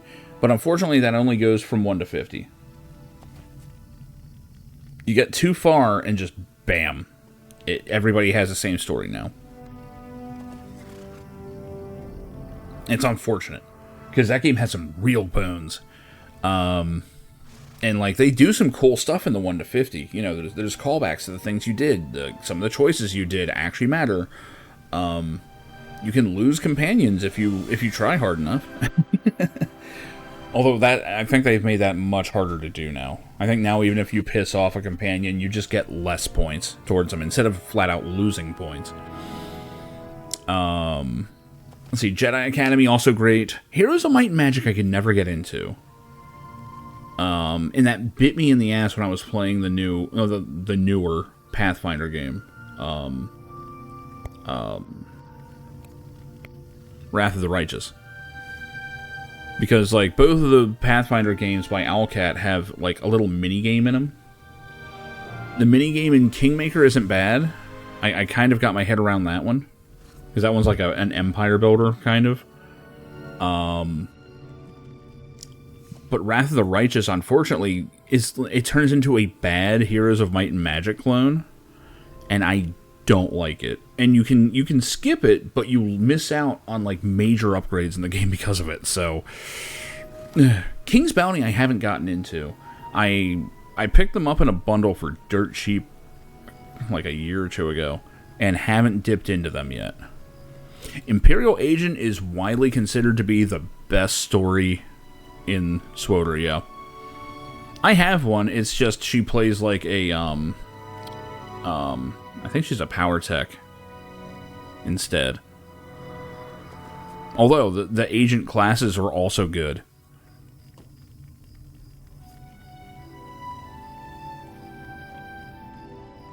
Like I'm leveling a trooper right now, and her secondary class is the gunslinger.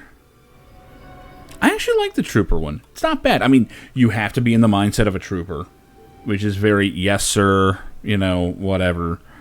I think some of the stuff you get to do and say in there is pretty cool. A big part of it is that if you play as a female, you get Jen Hale as the voice actress. So you just get to pretend that you're playing Mass Effect in an MMO. You're basically Commander Shepard. Like, you're putting together your team, you're going after a traitor. It's very Mass Effect 1.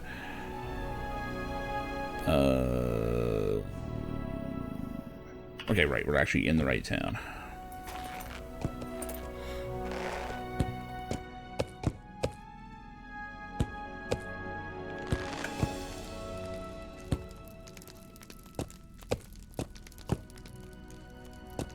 But yeah, I can say, though, that the Old Republic MMO gets a lot of bad rep. I think they did a lot of stuff right. How do I even get over here? If I go up. Wow,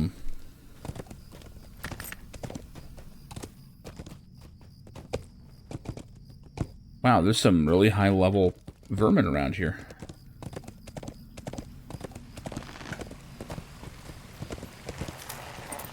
Okay, this is not the right way to go either. Right, we're here.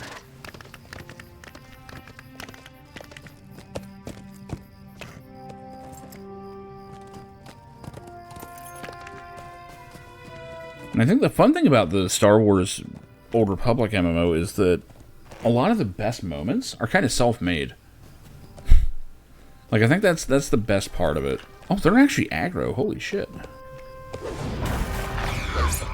How do people survive in this town if there's level 140 crawlers and shit everywhere?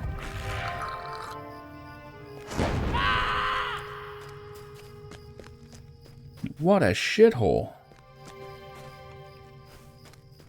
I don't know, man. They have this much of a vermin problem in the towns. Maybe Aragorn is fucking up.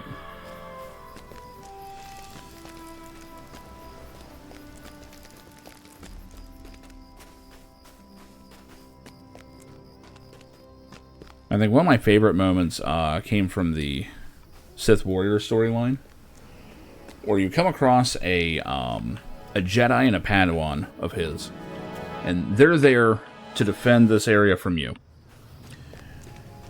And you, and they're like, you know, vile Sith, we're here to stop you. And you can just be like, why? I'm not threatening you. And this confuses the shit out of them. They don't know what to do, right?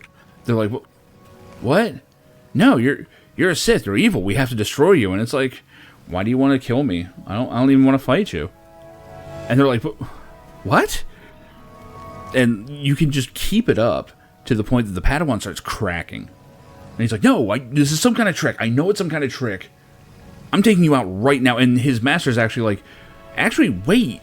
If he's not, like, aggressive, we really can't strike him down. That's not the Jedi way. Like, we can't do that. And if you really do it well enough, the Padawan will actually go straight up dark side out of frustration and attack his master. I didn't do that successfully, but I've seen footage of it. But like, there's just moments like that where you can just, the conversation system is in full effect, and it's a load of fun. They what that game does well, it does really well. And then you hit a certain point in the story, and all your companions are gone.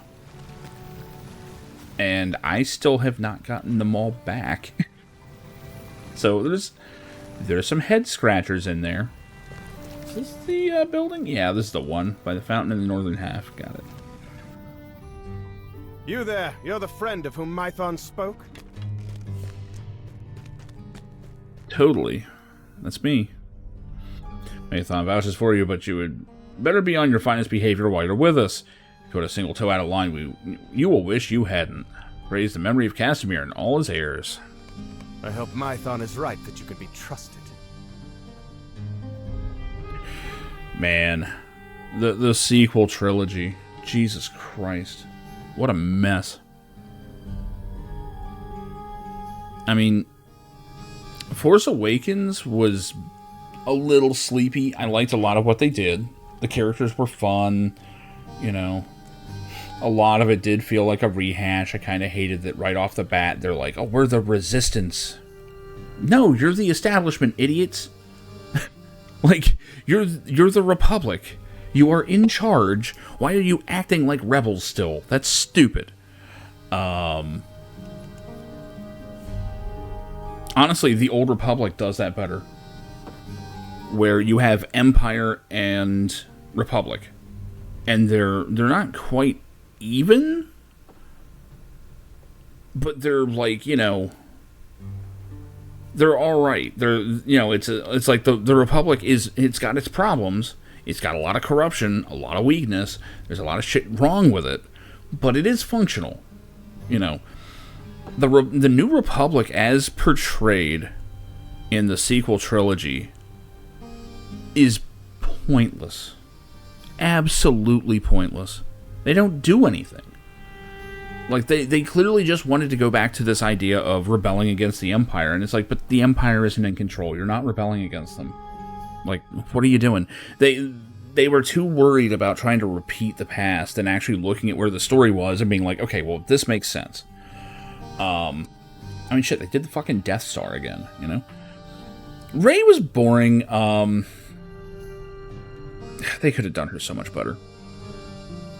They could have done her so much better. You know, and I mean, the problem is they also brought stuff into it that shouldn't have been into it.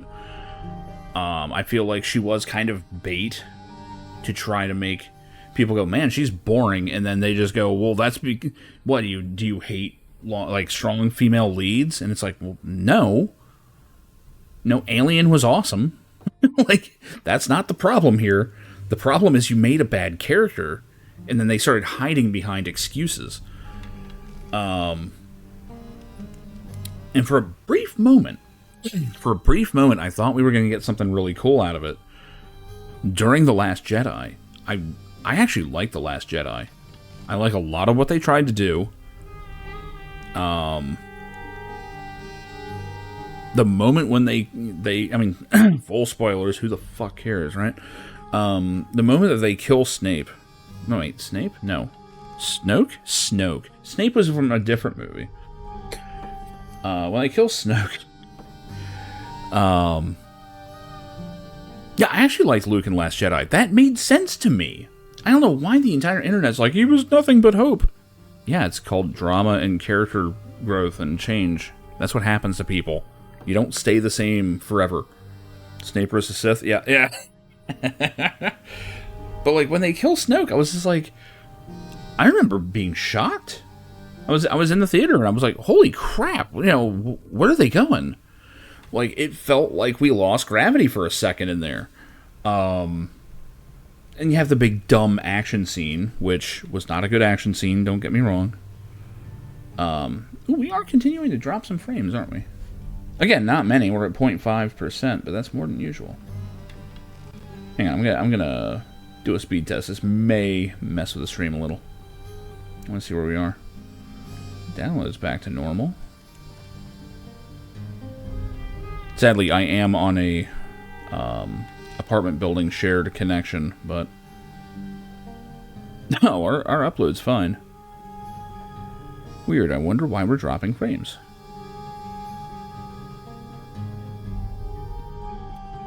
It never reports that. Anyway, yeah, like, for that brief moment, we're sitting there going, holy shit, did they just flip the script? Do we actually have a Sith and Jedi working together? You know, or a Dark Jedi. He's not really a Sith, he's a Dark Jedi. There used to be a big distinction. These days, not as much. You know, these guys are actually working together. Like, where's this going? Who's the new enemy? You know? And then they just immediately kind of walked it back.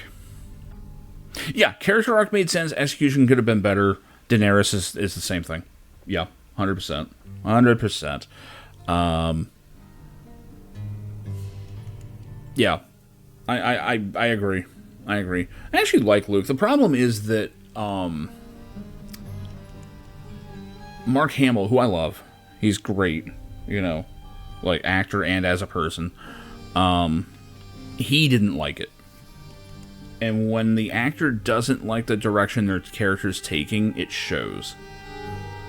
And you could tell he didn't want Luke to be like that. But he's a professional. He did it. But there's no way that doesn't affect your performance. There's no way.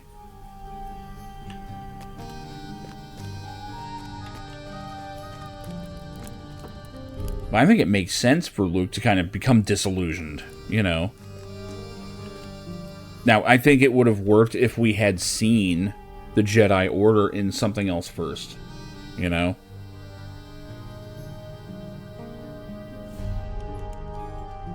But, I mean, I get it. That was kind of supposed to be the shock of it, was, you know, the long quest to find Luke, and you find him, and it turns out he's not the savior anymore. He's not gonna save the day, you know.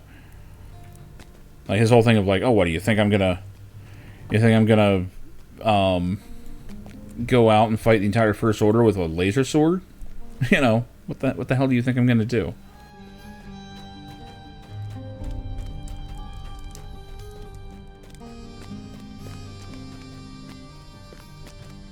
And I guess everyone just wanted him to be like Obi-Wan, you know, like go there and like fight alongside the newbies and, you know, all that stuff. We've seen that. Now, one thing I did like, you know, even though Rey is a little too perfect, I do like the idea that she's wildly strong, like out of control strong. The fact that she just beats the brakes off of Kylo Ren in their first meeting, or their first fight, I loved that.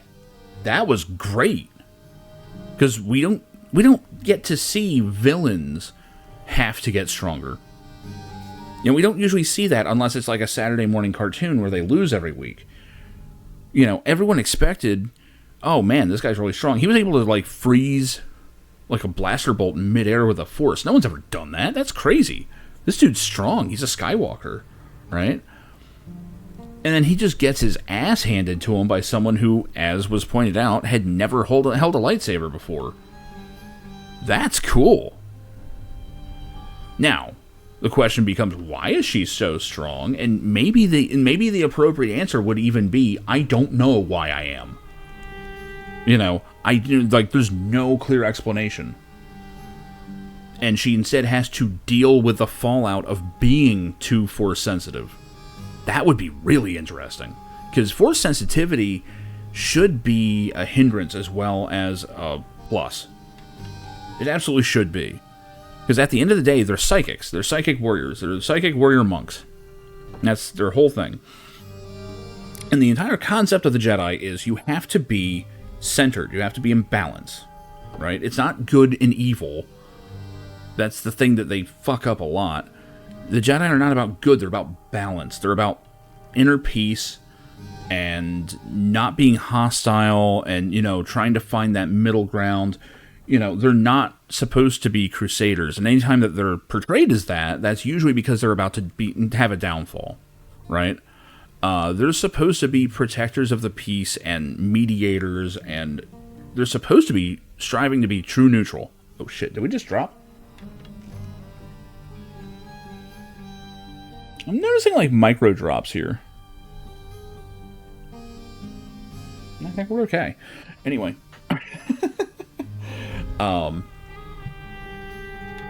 This idea that, you know, you have to be neutral while you have great power. That's really fascinating to me. That's why I always like the concept of the Jedi, even though most recent stuff doesn't really follow that. Yeah, like in Jedi Survivor. Yeah. Yeah, exactly. That was actually a really good game, too. With a guy with the, from the, what was it, the High Republic, which that turned out to be a nothing. Holy hell. The High Republic. Remember that was going to be the savior of Star Wars? Jesus. But yeah, like, I love the idea of Rey, like, flip it on its head. You know, it's like, oh wow, she's super powerful. Let's make that a bad thing. You know, she's too in tune with everything. Rick the door technician. Hell yeah. I died so hard on that. That was so funny. But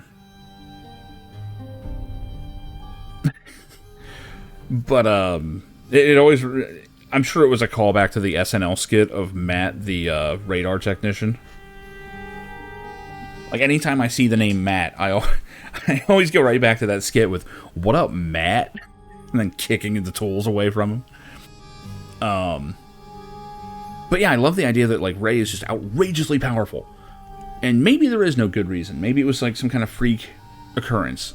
I kind of like not having a clear reason, you know? And she's, like, super in tune with everything. She can't help but hear people's thoughts. She can't help but, you know, when she's around people who are violent, she starts becoming violent, stuff like that. That would be great. That would be fucking amazing to watch. Someone who's literally struggling from success, right?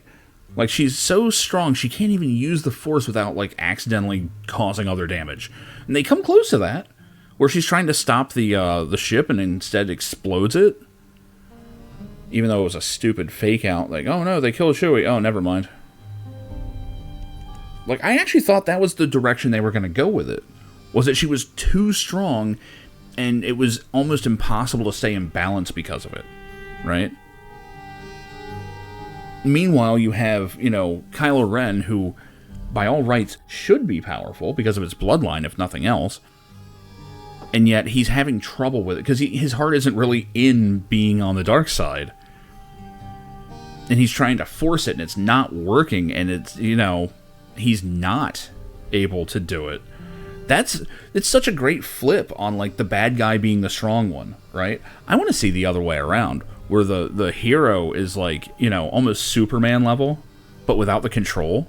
So I guess Supergirl, really. That's usually what Supergirl's used for. Kylo Ren is absolutely a crybaby villain.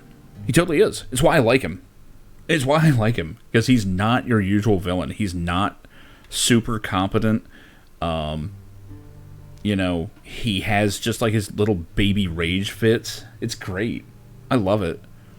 Like, one of my favorites is he's just sitting there slashing the shit out of the console, and the stormtroopers walk in and are just like, nope. Just walk back out. Like, I like the idea of Kylo Ren kind of being like, I don't know, they've been trying to kill Han since Episode 5. They've been trying to kill him. Okay. Harrison Ford has been trying to kill Han since Episode 5. Because Harrison Ford does not like Star Wars. He really doesn't. Like, I think he does like the character of Han. It's just he hates it that's what people always bring up. Like, I think he would rather be Indiana Jones any day than Han Solo. Like, anytime he does interviews and stuff on it, he like oversells it, you know, to be funny. But there's some real hate there for it. And when they froze him in carbonite, the whole idea with that was, if they needed to, they could kill him off camera. Or thaw him out and, oh no, he's dead. You know? And ultimately, they convinced him to stay on. And, you know... Bad Batch would be interesting. I didn't make it too far in that show. I got a few episodes in. I think I got distracted by something. But I have a hard time watching TV shows. I really do. Like, I only this year sat down and watched Game of Thrones. Like, I bounced off the first episode when I first watched it. And yet I watched all of Rings of Power, even though Rings of Power is terrible. I had to see more of it, though. Because I was just sitting there like, oh my god, I have to see this. Like, what are they doing? This is terrible. In Andor, I've just gotten past the first season of it. People rave about that show. I hate to say it. Like, the first 3 episodes of that are the most boring things I've ever seen. I get that it's drama. I get that it's, like, you know, quiet and low paced, and, you know, it's subtle. I can't, man. As soon as the heist plotline took over, I was good. Like, the heist and then the jailbreak, those were fine. But I did the first episode of Season 2, and I'm going, oh, I've got nothing to care about here. You know, like, part of me is like, oh, cool, I get to see who Mon Mothma was before she was the rebel leader. And then I go, wait, it's Mon Mothma. Who the fuck cares? No one cares about her. That's like a rule in Star Wars. You don't care about Mon Mothma. Manga, I can see manga. I don't get into much manga. Berserk was the last one I really sat down and read through. I do need to catch up on that. mainly just to see if they can actually bring that shit home without Mira. I'm not holding my breath, but, you know, who knows? They might pull it off. Yeah. Like I said, I'm easily distracted. Don't worry about me. Don't get me wrong, this is why I stream. If I wanted to actually make progress through games, I would not be streaming. You found the right place. I'm delighted to have you join us. To have another member of Elessar's court among a number seems almost too great a gift to be believed, but I will not turn it down because you're stupid. You should not be believing this. So who's the other one? Follow me, please. The meeting will be held downstairs. Walk this way.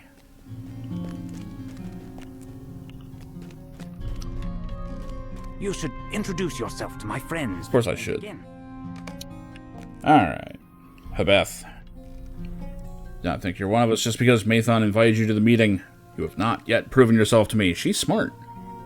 I spoke with a gossip monger in town who says that King Elessar has already departed Minas Tirith, and he travels this way. Perhaps you will soon have a chance to prove yourself to me after all. Yeah, the game's gonna let us just kill him. I don't think that's gonna happen. Nothing to say to you. Count yourself fortunate I did not cut you down where you stand. You may have deceived Mathon, but I am not fooled by this part you play, woman. Also smart. Okay, we finally have some doubters. Oh yeah, the main theme in Rohan. It's like the only LotRO song I actually have in rotation on my AFK music and intro playlist.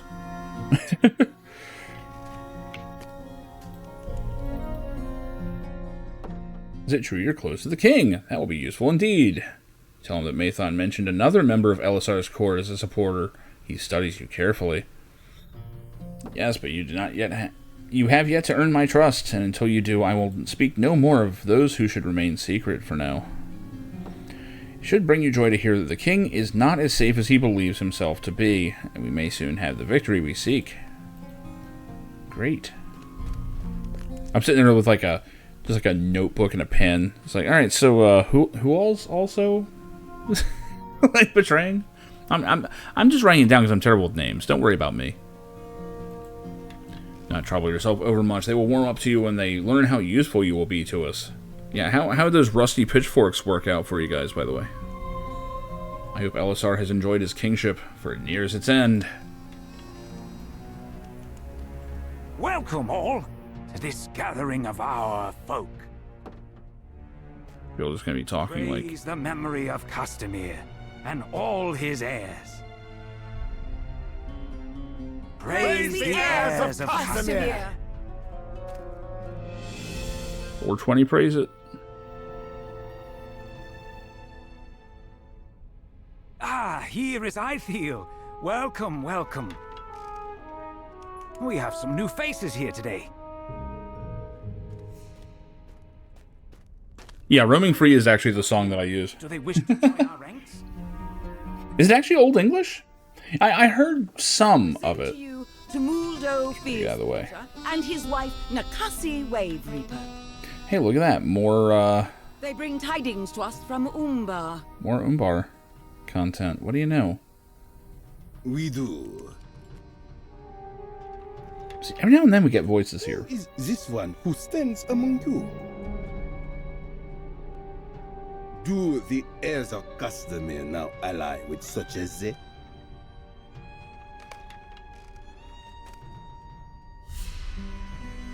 It is said that when Balakor the Scourge met his end, it was at the hands of dead men that he met it. They say it was the King Elessar who commanded the killing blow, but others stood nearby, an elf, a dwarf, a hero who bore the name Terran. Gee, who was that? Glamfrank. No, I'm on, Peregrine. I'm always on the RP servers if I can. The community is just more fun, usually. But my understanding is that Glamdring is the bigger server. I was always on Landroval until they shut that down this year. Rest in peace, Birdie. I had no love for Balakor. Nakasi and I preyed upon the ships he sent forth from Umbar before he came to power, but afterward, when we did not cease our roguery, He took one hand from each of us. Really? Are they both missing a... Oh, he's got a little robo-claw. It's a gauntlet. It's probably like a hook underneath. I was hoping it was like alternate hands. Wait, why did he take the left hands? That's dumb.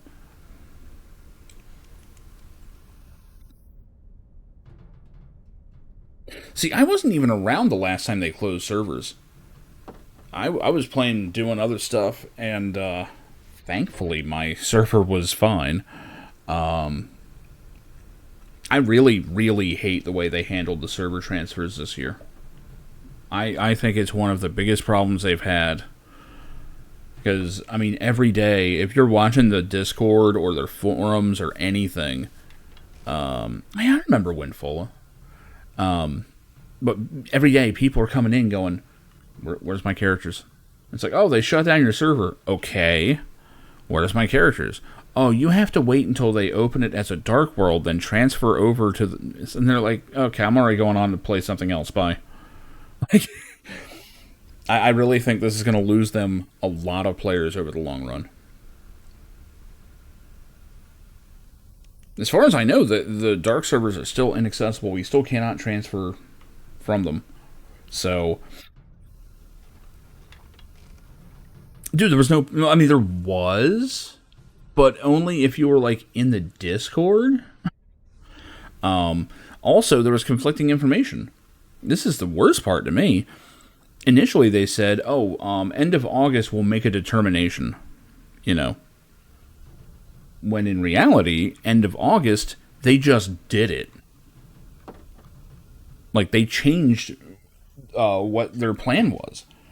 And I'm sorry, but who keeps up on, an MMO from 2007 on a daily basis to make sure that their server hasn't been shut down? Like, it was absolutely ridiculous, and I have to question, are they okay financially? Like, this whole thing sounds like it was really a money-saving maneuver in the end to just get rid of a bunch of servers. 64-bit did not solve the problems. They're still working on it. And now they're like, yeah, we need to get rid of these old servers, like, right now. Like, we can't afford another, 3 months of it. Like, that's the way it seemed to me. It would have made sense if they were like, okay, we've made the determination, in 3 months we're shutting everything down. Put it on the Steam page, put it on forums, put it on news outlets, send out emails to everybody. That would have been nice. They didn't do it. And they also don't have a way for people to undo it right now. This is what made me stop playing Rift entirely, because they did the same shit over there. I logged in one day and my shit was gone, and I'm like, bye. A few months later I hear, oh yeah, no, they reopened it so you can transfer. I'm like, that ship has sailed, dude. I've written that game off, it's dead to me. Unless I happen to look it up someday, like, man, I really could go for playing that and notice that it happens to be transferable at that moment, then maybe I'll bother. I don't know. But, like, if you go and just delete someone's shit that they did for over 10 years without so much as an email, fuck your game. And I love Lord of the Rings Online. I love this game. But seriously, if that had happened to me, I would have been furious. I'm mad on other people's behalf, There is no reason why they should have done it that way. I mean, are they too broke to send emails?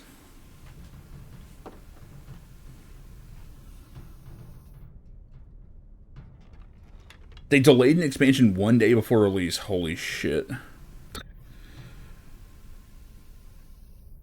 Oh, yeah, if you subbed just for that reason, that's bullshit. That's bullshit. That should have been a situation where you could have just been like, I'm unsubbing, I need a refund on that right now.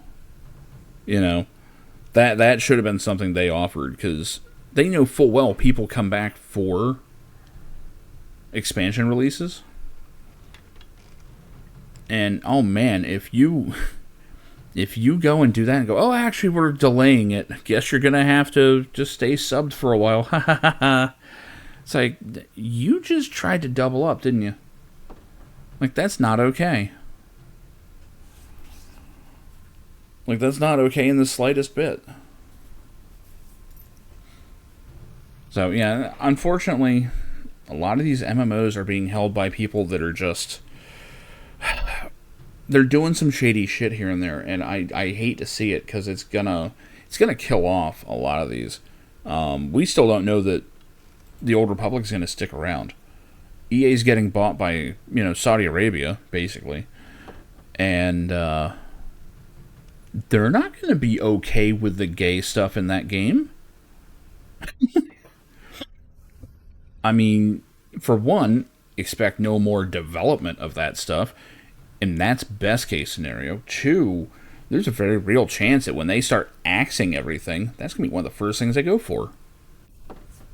It's like, oh, this is an old MMO that isn't really blowing the doors off, and it's got a bunch of stuff that we don't like as a culture. Yeah, get rid of it. So, yeah, it's a shame. Game preservation. I'm steamy romance with Theron. No. Yeah, right. No, it's one of those things where, like, from year to year, you're like, okay, who currently owns the MMOs I want to actually play? Like, who's currently in charge? Like, whose values are we going by? Because it's not always a good answer. I mean, LotRO's in an okay place as far as that goes. It's just their development team is terrible. Like, they seem very technically inept. King's Bounty is a decent take on army turn-based games. Cool. Limit on unit caps, how many units you can carry. I think it's fine. I go here when the first enemy is considered a deadly threat. Yeah.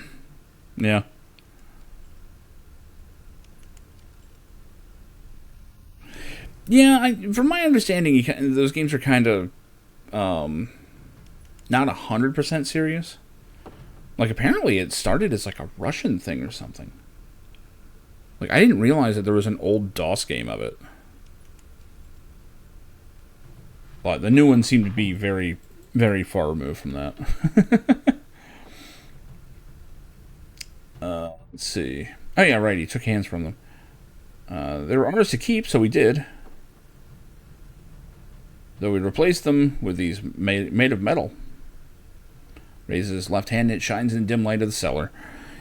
The hands he cut from us were preserved, and now they decorate the cabin of our ship, each forever clasping the other, like a sign of our love. Or I'd like to think that they're not really like handshaking or anything, or like holding hands, but they're doing the Predator handshake. You son of a bitch. Your part in the death of Balakor has robbed us of that vengeance. Oh, sorry. You were there when Balakor was slain? Shit, did I do it? I knew this worm could not be trusted. I really can't. Trusted ear, be silent. Have you looked at the weapons, quote-unquote, that I gave you guys? What news do you bring? They're terrible. To Muldo? So I burned your paperwork. Just saying. Does Balakor's family ready an assault upon Gondor? Who has health? Like, anyone have actual health numbers? Do not. No. What? Why? The heirs of Castamere no longer control Umbar. They have been overthrown. How can this be? This is a poor jest. Who thinks to supplant the heirs of Castamere? The kindred of the coins has made Umbar a free city. Stand against them, and they will free your head from your shoulders. Negasi.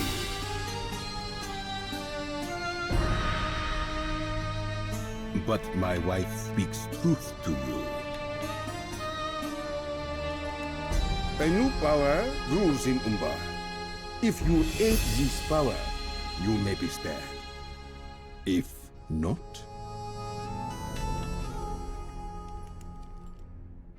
I have heard enough! Okay, this is getting good. Castamere will not submit to more foreign rulers! And they run away. Who leads this kindred of the coins? 7 there are who lead it, but they speak with the people's voice. And the people hold little love for Gondor in their hearts. We will give you time to think about our offer. Do not think over long. The Sea Shadow grants mercy, but rarely. Nakasi, my love. Again, she speaks truth. Still, your choice is your own.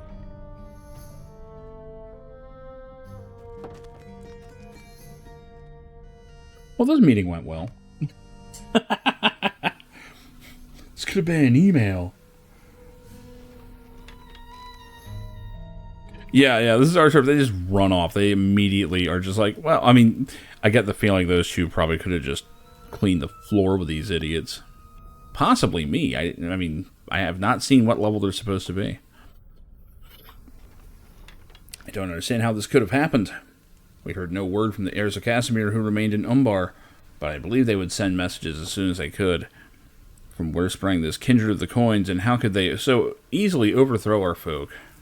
The heirs of Casimir were so established in the city, I cannot understand it.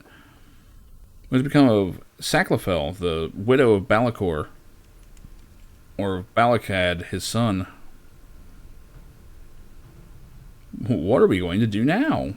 Ithiel, why did you bring them to us? You saw their manner of dress? I thought they were smugglers or corsairs. How was I to know they serve another master? Man, don't you just hate spies? The kindred of the coins. Speaking of spies, who's that? Who's that one that you have near Aragorn? Just saying. Just curious. We have friends across the kingdom, hidden in plain sight. If we can rally the people to Gondor to our side, or the people of Gondor to our side, it could be done. The folk of Gondor do not wish to be ruled by Elessar and his elf queen, nor do they wish to be subservient to Umbar. If the kindred of coins thinks to challenge us for the rule of Gondor once our plans bear fruit and King Elessar is slain, perhaps they will find we are not so easily conquered.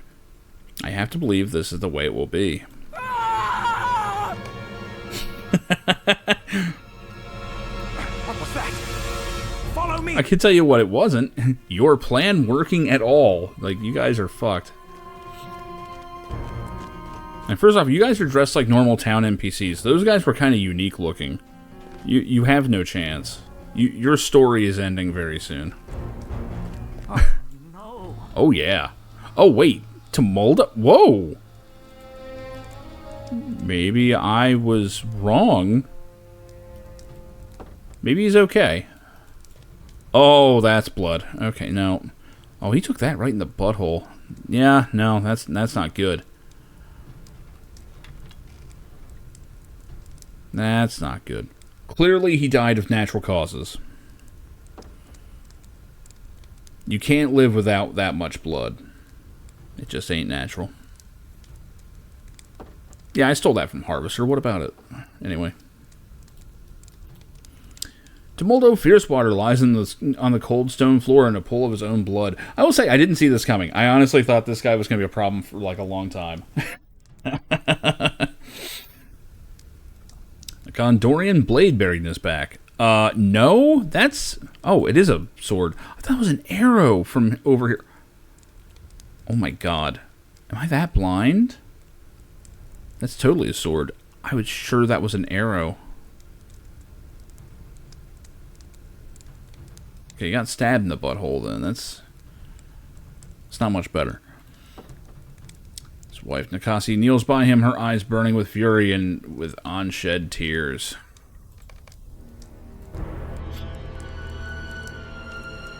Trusted dear, what have you done? I planted my sword in his back, and I would do it again! That's definitely the lower back, dude. That was more for the ass. So end all who threaten the heirs of Castamere. I mean, to be fair, he did come in here spouting threats. They were under our protection. Who now will protect you from me? I mean, This one? at this point, we should probably actually kill her too. I mean, you guys should. I don't give a shit. I'm an obvious spy. But, you know, you guys might want to clean house right now. Yeah, do as we say or you die. Oh no, why did you kill me? Now, there's something about you that's different. You're not with this rabble, even as they seek to court you. Tumuldo and I know well that achieving a goal can, at times, mean you must ally with your enemies. Are you willing to die with these folk? Or will you stand with me to repay their treachery? The next one they stab in the back might be you. Or it might be a friend. Might be a lover. Tumuldo was all of these to me. Well, it looks like we are turning against the Casimir supporters already. They are both our enemies, my son. They must die. Oh, that's cute. Anyway.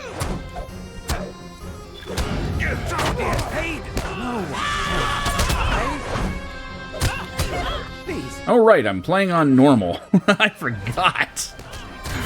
Like, funny, I'm kind of wiping the floor with these guys. Speak. Why do you say nothing? Why do you say nothing? I'm saying plenty right now. For this, Castamere, guide my sword. This didn't go the way I thought it would. Oh, we're just killing all. This is great.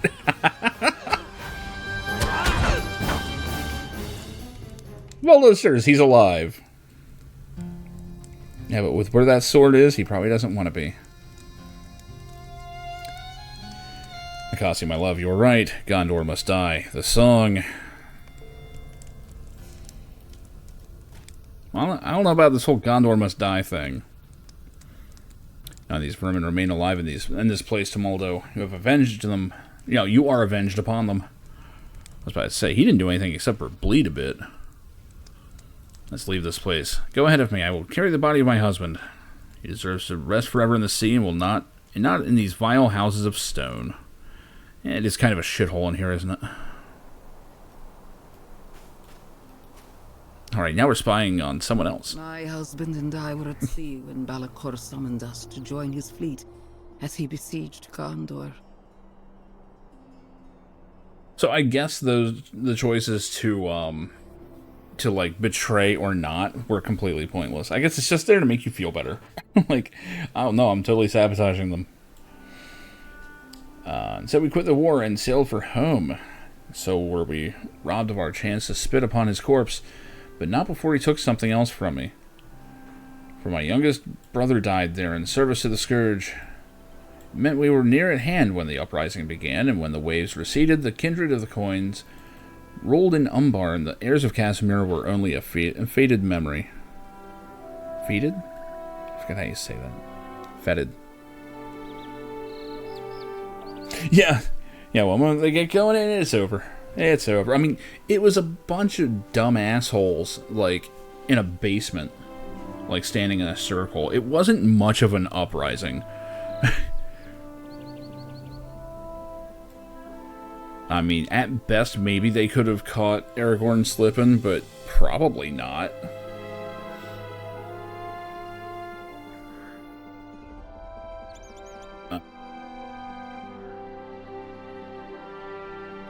I was not certain that Gondor would have to die until this day. Now, however, I am sure of it. The Sea Shadow hates Gondor, and he has chosen the manner of its doom. The song and waves and wind will spell the end of Elessar's Gondor. And you'll be wise to leave the kingdom before it does. Today we were allies. The next time we meet, it will not be so. Why don't I just kill her now? I mean, she's clearly an enemy. She's going to cause a big fucking problem.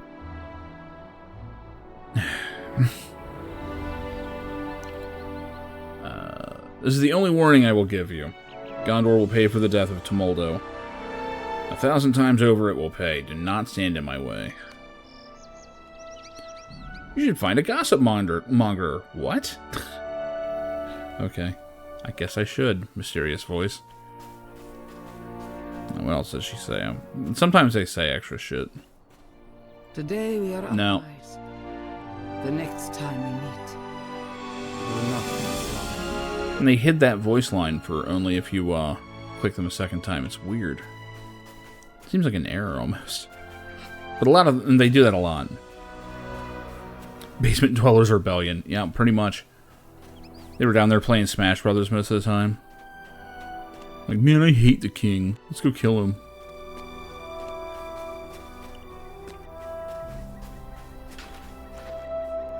What tidings have I of King Elessar?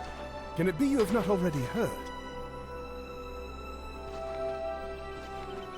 He's departed the White City and begins a tour of his kingdom. It may be a few weeks, but he will be coming here if you wish to see him. I have heard his traveling party will be quite large, so it will take him some time to arrive. The person with whom I spoke to said the king intended to first visit Imloth Malui.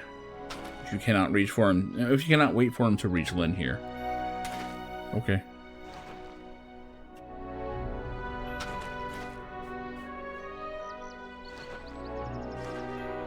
A lot of these head options are not great. This chest armor isn't terrible. It at least has, like, some cloth going on with it. But, eh.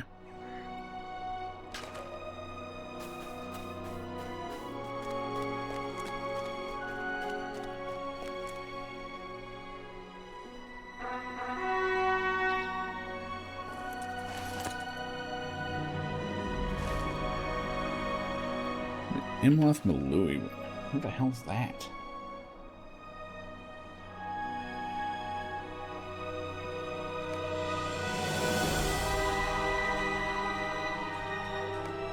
I mean, if he's coming from... Oh, yeah, no, we're going all the way back. Okay.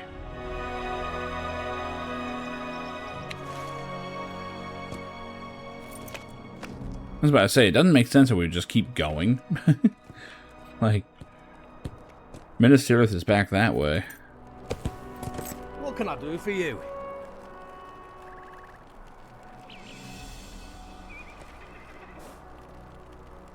I don't have it unlocked.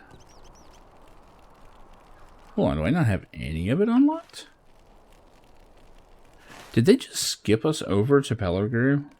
They may have.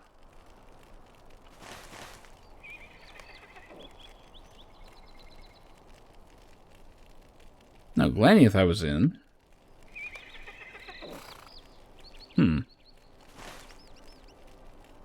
Weird.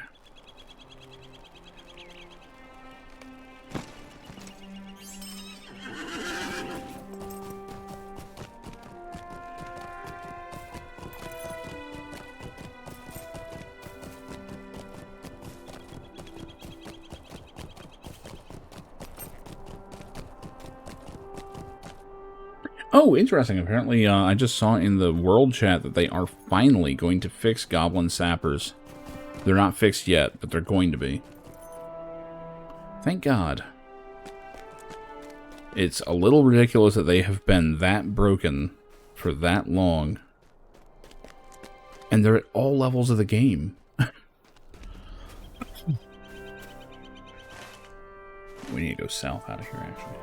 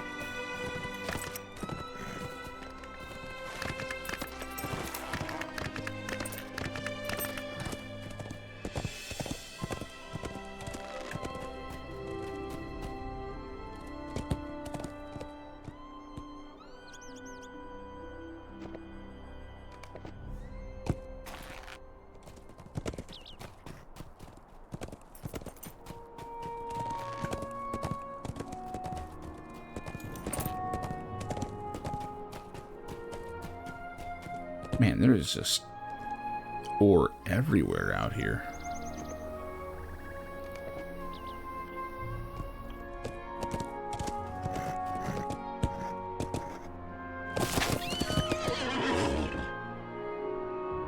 Stay over there, bear.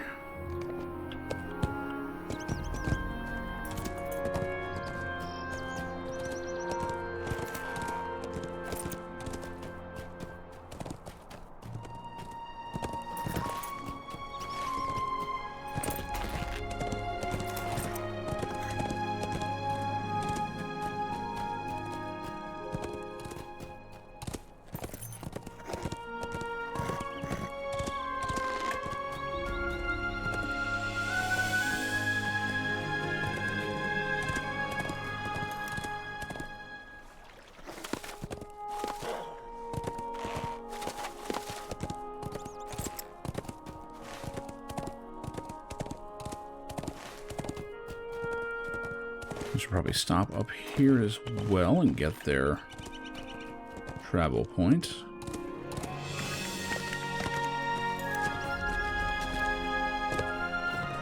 Wow, I actually jumped over a small fence. No lag's doing alright tonight.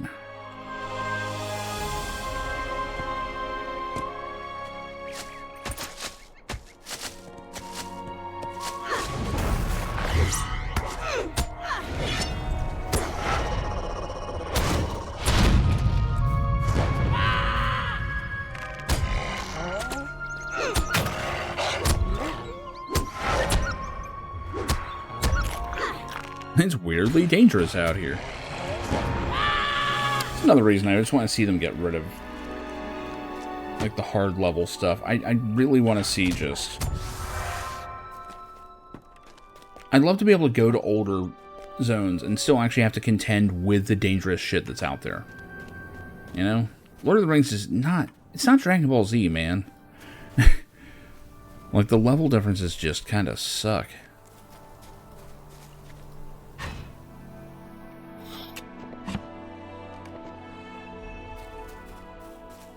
The funny thing is, it's kind of what Ultima Online got right all those years ago. No levels at all. Just slowly build your skills and stats up. And yet the difference between the two was crazy. Like, it absolutely worked.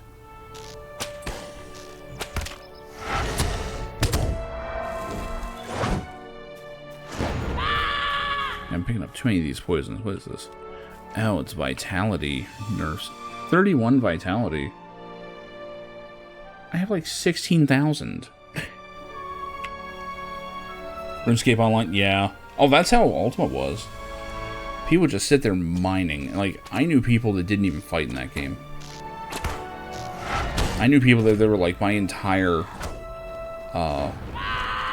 you know, idea of what I want to do in this fantasy world is just like go and gather, craft stuff, and then be a merchant.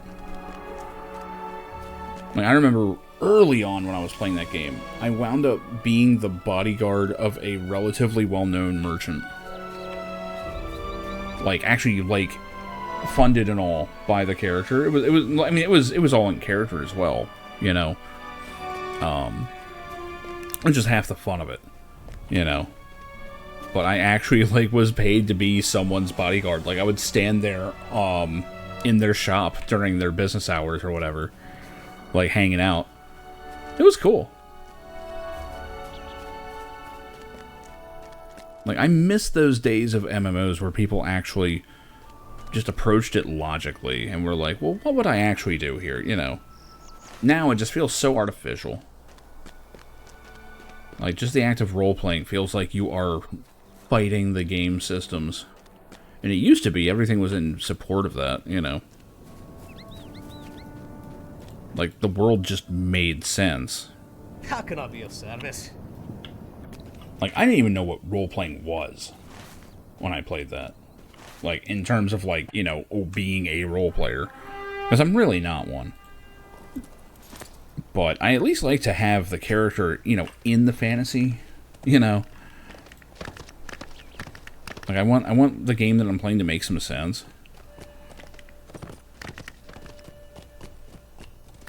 And back then, it was one of those things where it was just like, you know, it made sense to act as if the world was normal.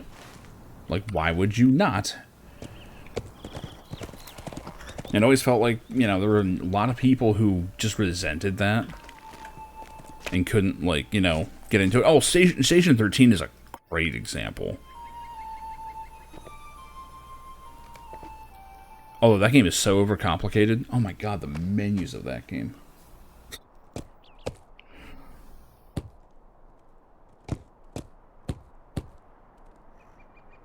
But yeah, half the fun of that game is that, like, you know, everyone does roleplay it. Like, it's the only way the game works.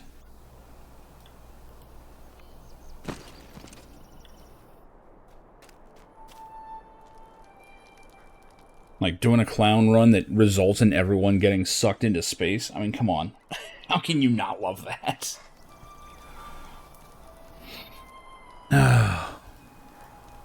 You have returned from your mission of secrecy.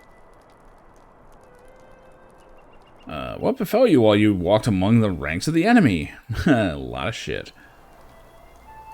I do not grieve to hear that the supporters of the heirs perished as a result of their own treachery, but they were a known danger, and I feel we could manage them easily.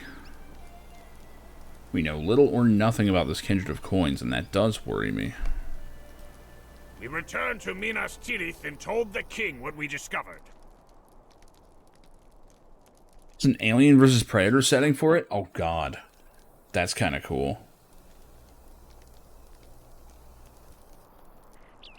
Well, yeah, like, I mean, you know what xenomorphs and predators are, you know. It's one of those things of, like, you know, it's like playing the game of The Thing. You know what The Thing is. So that whole aspect of it's done. Like, there's certain things like that only work once, and when it's an adaptation of a movie, one, you've probably seen the movie, otherwise you don't care about it. Two, you now know how it works.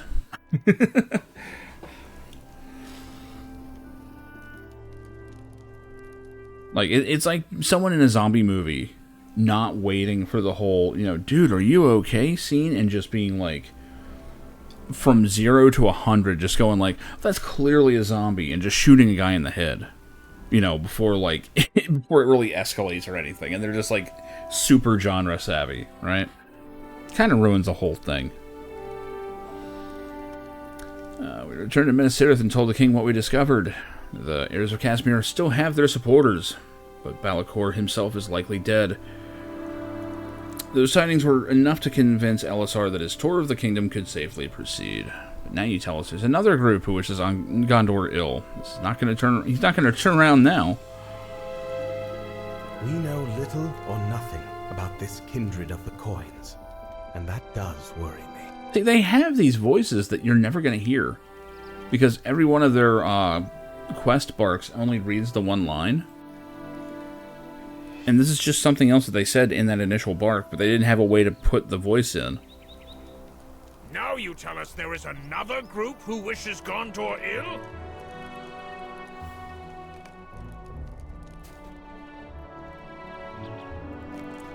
Look at all of these quests I'm not doing.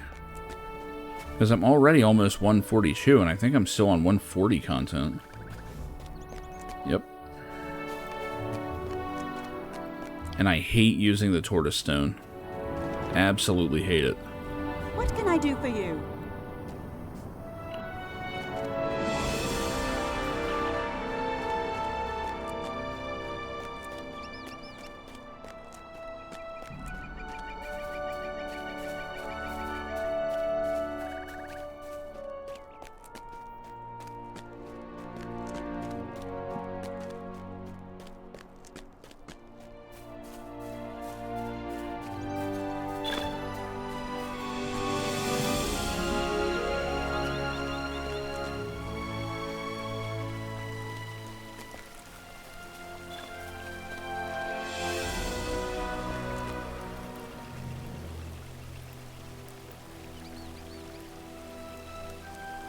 Oh, that's fun.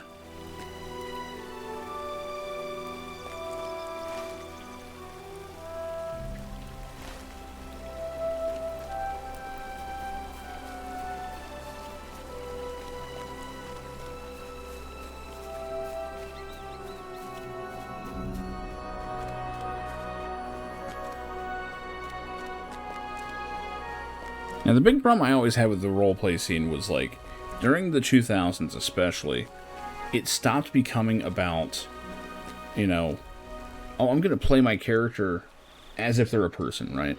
I'm going to react to stuff as they would react and all that. And it became more about, like, you're interrupting my storyline, you know, and they're all basically just acting out a play in public. And I'm like, what are you guys doing? Like, this is stupid. That comes from a D&D player. Like, no, this is not what you're supposed to be doing, guys. Like, you're trying to have, like, interactive fan fiction. That just sucks. My friend, I want to thank you for accompanying Legolas and Gimli on their scouting mission. As you can see, I have at last prevailed at court, and now my tour of the kingdom can begin. Lower your voice and tell the king what you have learned about the heirs of Casimir and the kindred of coins. I am not troubled by this news. I have brought only those I trust with me on this tour, including my most capable bodyguard. That we've never heard of, I'm sure. You tell Elessar that you already spoke with Legolas and Gimli, and he smiles. I speak of another, my friend. You will find my fiercest bodyguard somewhere outside the hall of Lady Vanyalos, near the top of Imloth Malui. Okay.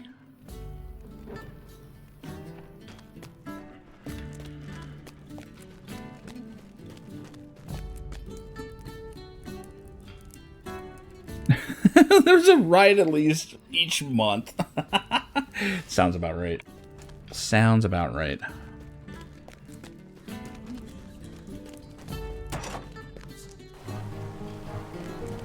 I think another downfall of it was the GTA stuff. Which I will admit, for a very brief moment there, I was like, oh, this is cool. You know, this is actually pretty neat. And then I realized quickly that most people just assume that roleplay means speak in a silly voice and do something dumb.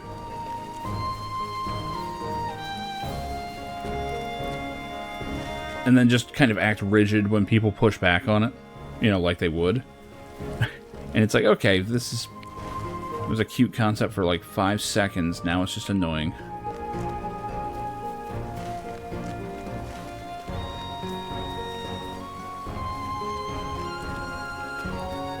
Can't call a bayonet charge in a xenomorph, sir.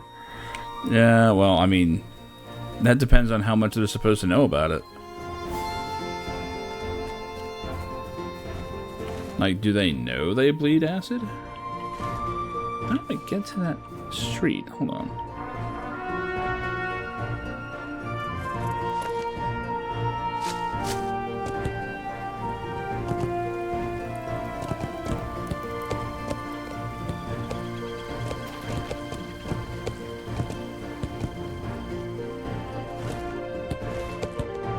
Okay, it's clearly showing on the map that there's a road here. A horrible strike on the forces? Yeah. Yeah.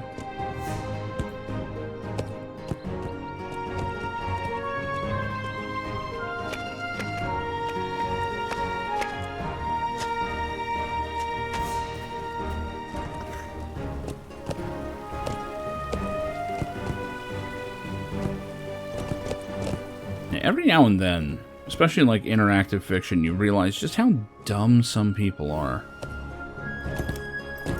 And it's like, yeah, okay, I get it. Like, not everybody sits there and watches, like, HEMA videos and, you know, understands medieval combat and stuff. And sure, okay, I get it.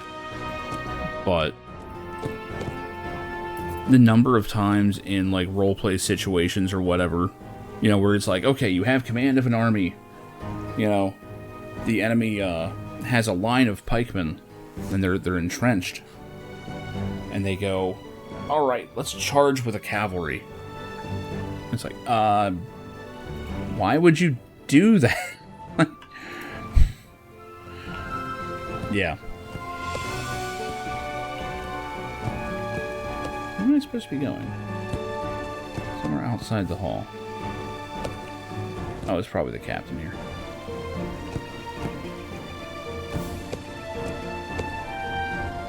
Yeah, you should at least be able to pretend to be a normal and, like, not bonkers person.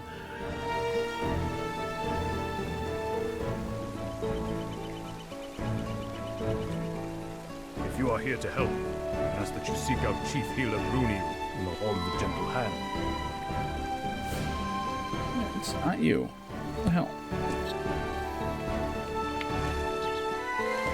Much further over shit. Is it outside the hall, though?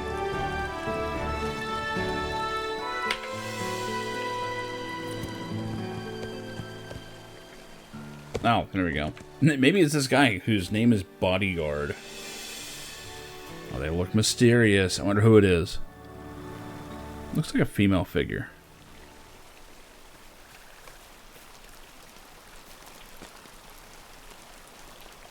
Why should I remain behind? Is it not now my kingdom also? Are you fucking serious? It's Arwen. Jesus. Riddle proved quite easy in the end. Why should I remain behind in Minas Tirith when my husband sees his kingdom? Is it not all now my kingdom also? Any who think to do him harm must first consider the daughter of Elrond. And to those who believe her to be defenseless, I say only this, beware. You ask Arwen if she knows anything about a song of waves and wind. And the queen thinks for a moment. Man, they've got both the king and queen out here. This is monumentally stupid. Not heard a song by that name, but songs of every sort have mysterious power, both upon the singer and those who hear them. One of the heralds who travels with the company is a minstrel of some repute. Perhaps she has heard this song. Lineal is her name, and she should be outside the Tower of Guardhouse in the center of Imroth Malui. So we're going right back. Okay. Holy shit, is Arwen actually going to do something in the plot? It's kind of amazing.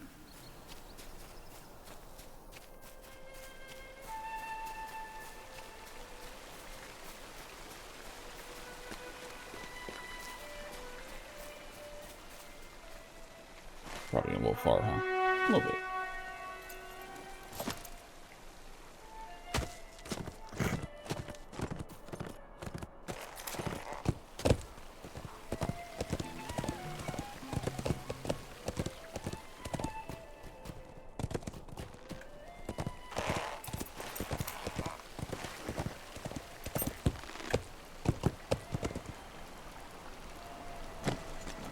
The song of waves and wind? I confess that nothing comes at once to mind. I will keep my ears attentive as the king tours Gondor. Will you be joining us? I hope you will. The traveling company is a large one, but there will always be room for a friend of the king and queen such as you. You're a hero in your own right besides. None will think to threaten them while you stand near.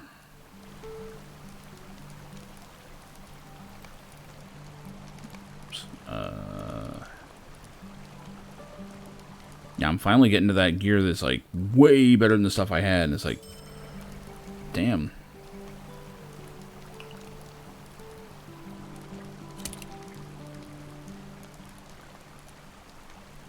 I'm starting to lose out on might though. What the fuck?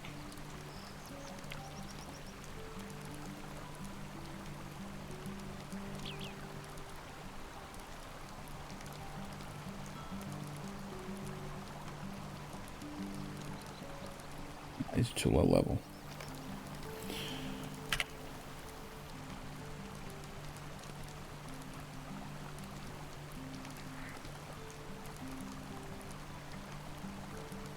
Oh yeah, and I mean here's the thing: like as you know, someone that's done their share of DMing in D&D, I love troublemakers as long as they're not being an ass, right? Like, everyone knows that guy who's just, like, gone and done something monumentally stupid that's only going to piss off the entire group, right? That's never fun. The real fun is when someone does a harmless prank or, you know, does something that's not going to directly benefit them, you know, but it's in character and everyone else has to, like, spring to life, you know, to try and unfuck the situation. That's always fun, you know, as long as it's done right. And it always comes down to what's the intent of the player.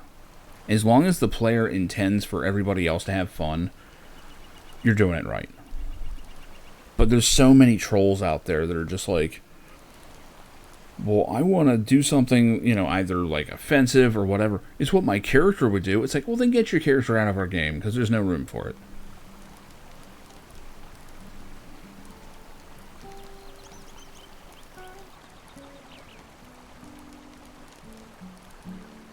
Yeah.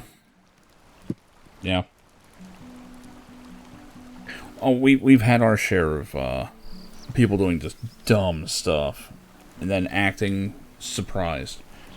We had a guy that he loved to play Rangers, always played Rangers, and he was acting as a scout. Okay, good. He's way out ahead of us as we're traveling. And he runs into this large group of goblins that we've been hunting down. We're all low level, by the way, like level 1. He runs into this group of goblins that have basically ambushed and killed a group of guards. He gets it in his head that he absolutely has to get to these guards who are already dead because he thinks he might be able to help one. And the DM's sitting there going, okay, there's like 50 of these goblins. You know. Like, or maybe it wasn't 50, but it was something like that. It was like an absurd number for one person. Especially at level 1. And he's like, you know, he's like, oh, I gotta get closer. It's like, okay, give me a stealth roll. He's like, I was like, okay, you're now closer. What do you want to do? And the guy just kept going and going and going. Finally, he's failed a stealth check and got killed. And we're all just like, dude, I like you. Like, you're my buddy and all. But I don't know what you were trying to do. Like, what was the thought process there? So sometimes they just don't think with what they do. And the whole time, like, the rest of the table sitting there going, so, did we see anything? And it's like, no, he was pretty far ahead of you, because we were being very specific on this. It's like, he was very far ahead of you. And it's like, oh, look at that, it froze up again. I didn't figure out what setting's doing that, because it wasn't doing this before. But it was like, you know, the rest of the table's sitting there like, we'd like to play if you could give us a signal or something, you know. And he just wasn't, he didn't intentionally do it. He wasn't trying to hog the spotlight or anything. Like, I knew the guy pretty well. He just wasn't thinking. And it's like, oh, Even in okay. time of peace, Gondor is wide, and travel will take some time. King desires to speak with as many as folk as he can. Doing whatever might be done to ease their burdens after the war. Wait, I'm already getting more armor? What the fuck? Ooh, this is actually kind of cool looking armor.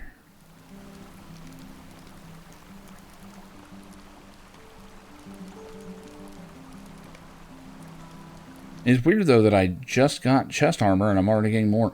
Oh, it's because I'm not doing the other quests. I might want to actually do some of the side quest stuff just to gear up at some point. Coastal Flood Advisory. We always have a Coastal Flood Advisory.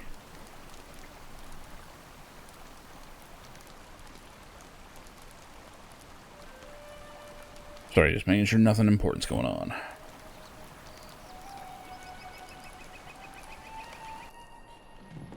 Why'd they teleport me inside? That was weird. I, too, am concerned about the kindred of the coins. Whatever power now controls umbars beyond the bay, we must first see to the well-being of our people while we have the time to do so. Already we have come to some of the deepest wounds inflicted by the War of the Ring. Lady Vinyalos dwells here in sorrow. She is the widow of my fighting companion, Forlong. Oh yeah, Forlong. He was cool. Who perished on the Pelennor. Her grief is twofold, for she also survives another, her brother Denethor, victim of Sauron's manipulations. Arwen has taken one of the healers who accompanies us, and 2 of them have gone to speak with the Lady Vinyalos. Will you attend them? Yeah, sure.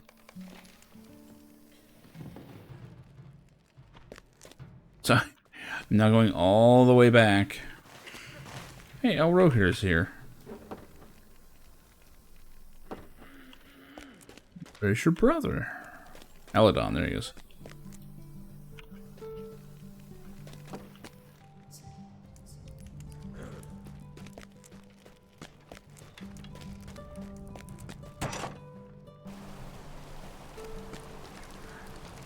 So I like that they teleported me from.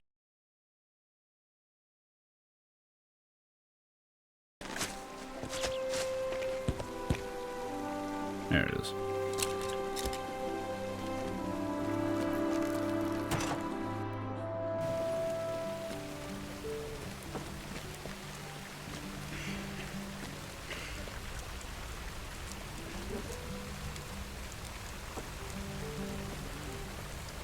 I was just telling the Lady Vanuros that all clouds will surely pass. Oh my god, what is this voice acting? Ugh.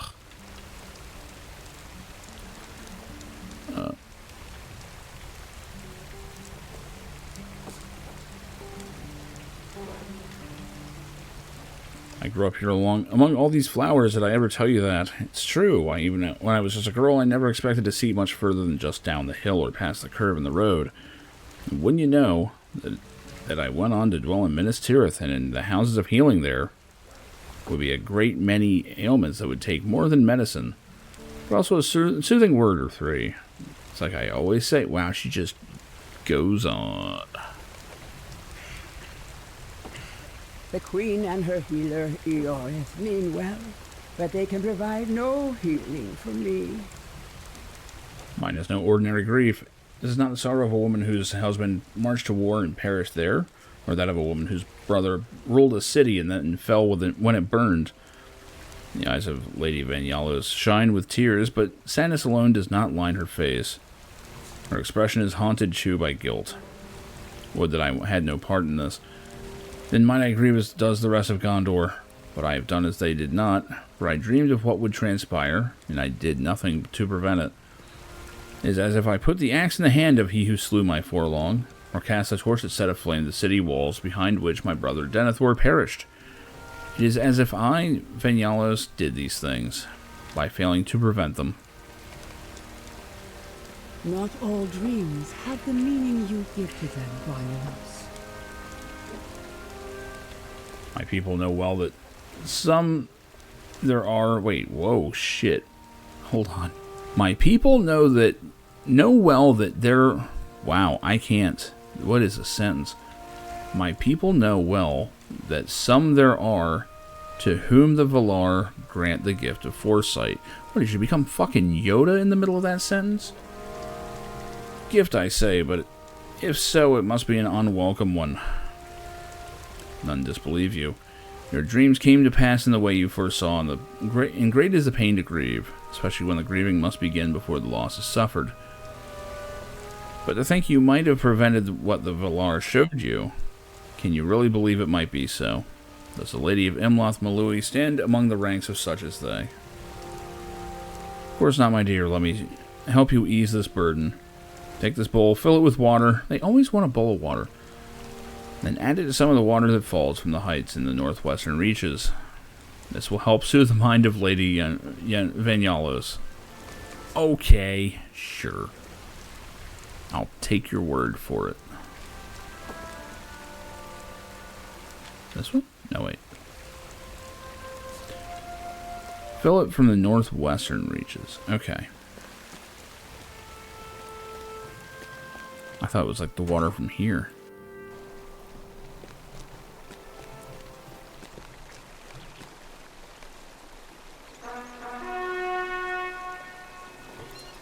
Do I do both? I think it has to be in order. Oh, no it doesn't. Just jump right in the fountain.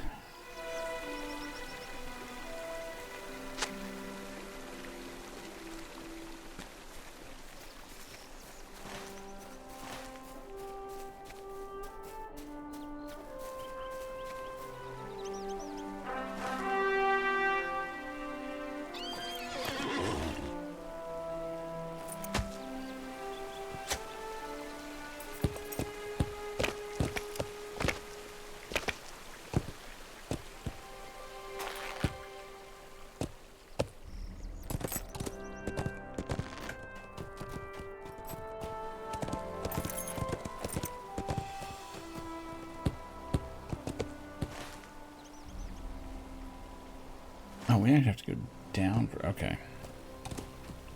It's a strange city.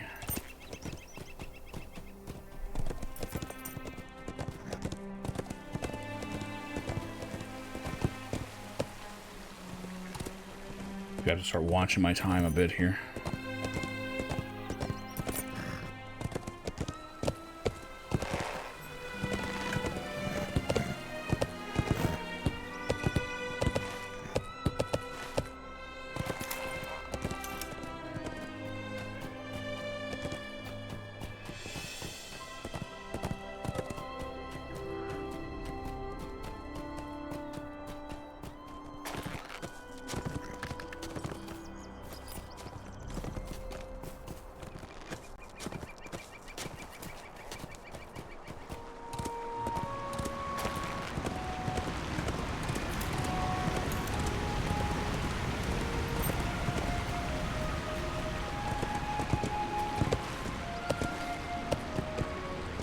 That fountain.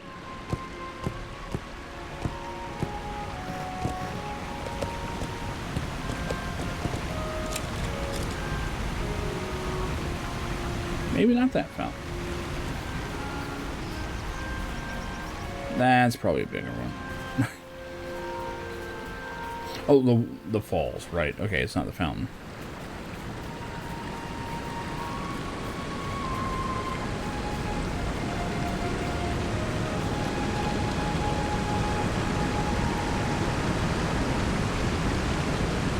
I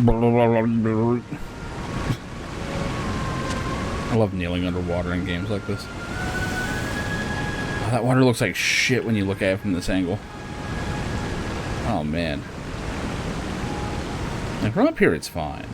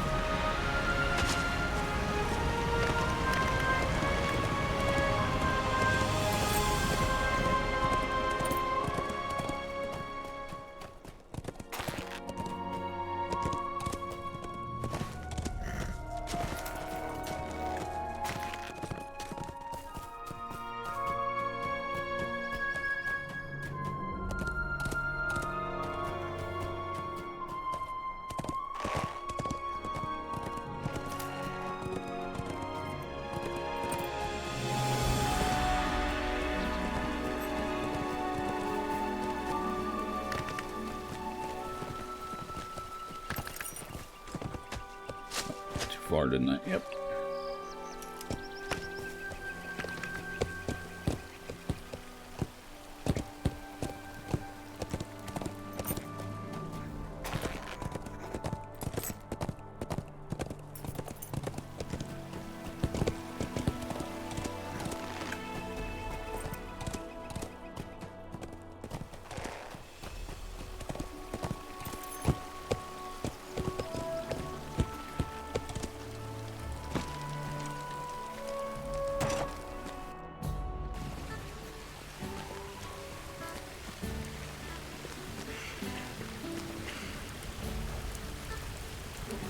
Ihiro ininhi, akai so hei. All right. The hands of old Lady Vanyalos. She indicates the Lady of Lossarnox should take a sip of the cool waters. When she has done so, Arwen smiles. My friend Aerith would tell you, no remedy acts as quickly as we might wish, but I hope you will find the comfort you deserve. Grieve for your husband Forlong and for your brother Denethor, but think not to carry the blame for what befell them. In that you are blameless. Did you really need, like, water to figure that out? Oh, is this elf magic, my queen? Water is cool and refreshing, and even as it passed my lips, I confess I felt my burdens lift. She probably did nothing. She probably did nothing at all. I cannot thank you enough for your kind words and for this remedy. I will grieve for my family and keenly, But you are right. If the dreams of Vanyalos were sent by the powers, none would think her able to turn aside from them, or prevent the horrors so revealed. That would be arrogance unbefitting the Lady of Losternak, or indeed any woman of Gondor. Thank you for aiding Queen Arwen with this ritual of elf magic. I appreciate what you've done. I am pleased we were able to help. How delightful to have been of Oh my god. Giant fucking text wall. I appreciate what you've done. Right. And will not forget it.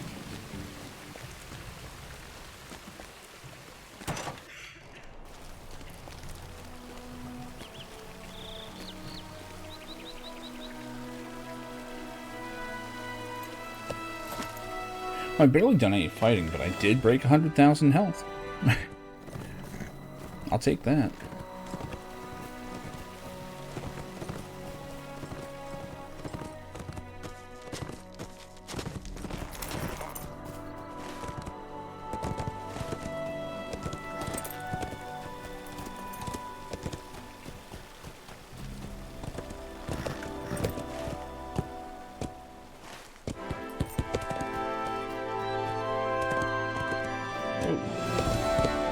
We dropped for a second there. Okay, so we are dropping frames.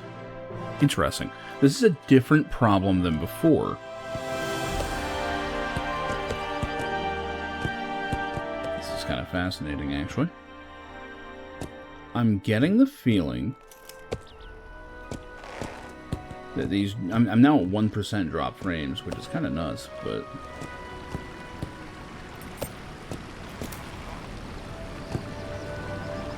I'm like reading some shit here, don't mind me.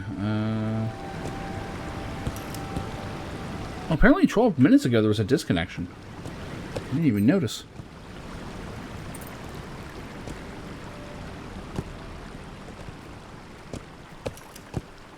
So it has been having some issues. Take a look at something real quick. That's part of the reason for today's stream. I'm trying not to play anything that I desperately can't have interrupted. Oh, we are unstable. Average stream bitrate too high. What the hell are you talking about? You guys are managing it.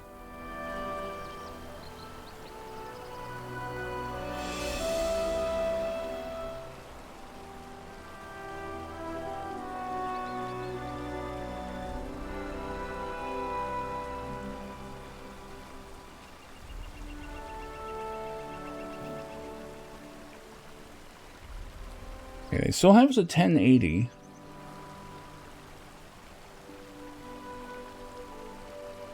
So it hasn't fallen out of spec there yet. Weird. I wonder why they're saying that the bitrate's too high.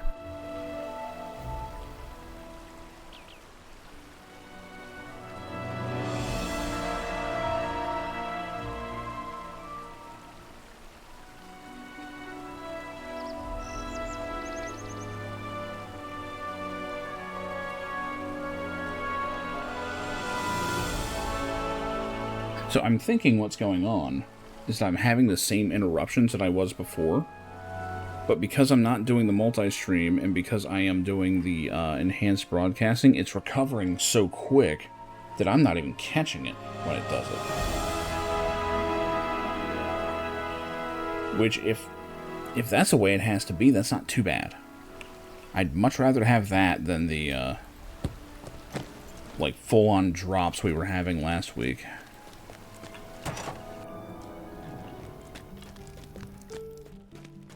It just makes for another step that I have to do when I end a stream and upload stuff to YouTube manually. I'm not really missing the live YouTube stream. I very rarely had any traffic there anyway, and when people chatted over there, it was kind of a nuisance, so this is kind of okay. I kind of don't mind it being a primarily Twitch stream and then just archive it, you know? And because I am uploading it, it's actually getting hit by the algorithm now. Like, in a different way. Arwen was able to provide some comfort to the Lady Vonyalos. I am pleased to hear it. That's supposed to be pronounced Vonyalos. Okay. That makes much more sense. She has always had a rare talent for putting folk at ease, which is only one of the reasons for which I am glad she accompanies me on this tour of our kingdom. She left me with little choice, of course, but it will do Gondor much good to see its queen. Yeah, people really don't like her, though. What do these others look like? Oh, these other armors are cool.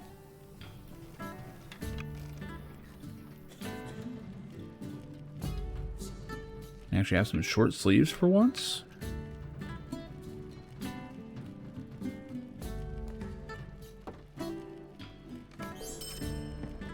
Unfortunately, that means that all the shit that I just put in the other armor was pointless. Grieves the loss of Forlong. A lot of these are not all that great. Modes of enchantment. Am I capped on those?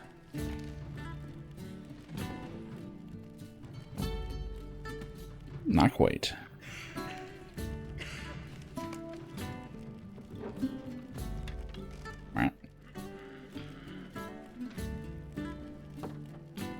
Cannot be used on that target. I'm fairly sure it can't. Oh, I was looking at the wrong one.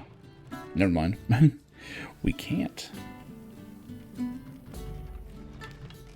I do wish we could break things down though for ingots. That'd be nice.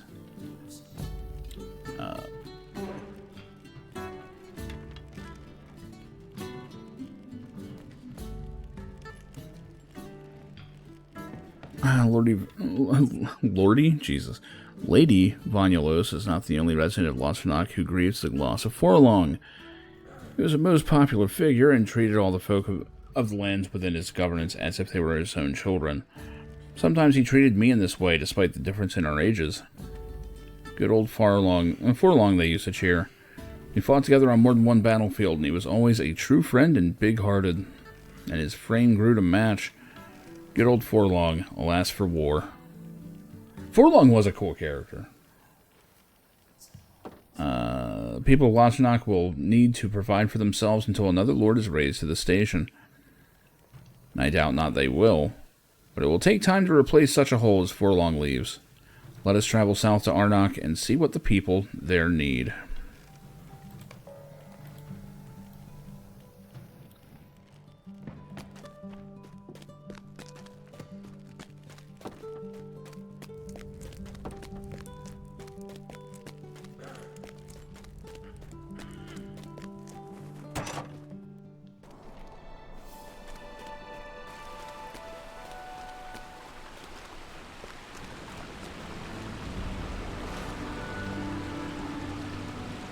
Alright, so we're going south from here.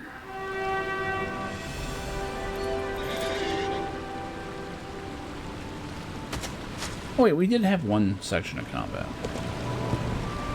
Whole bunch of mooks that we quickly AoE'd to death.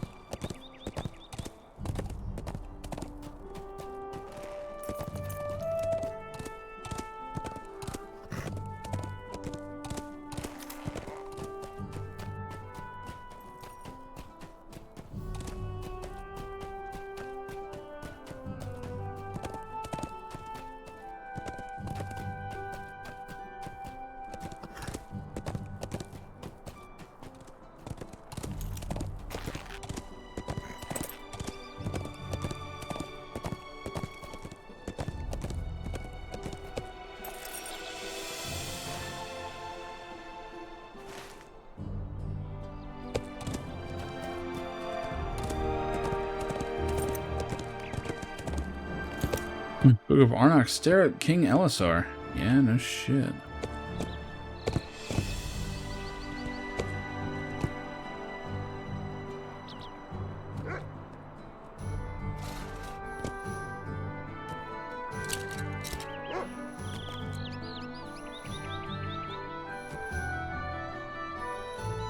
is the king?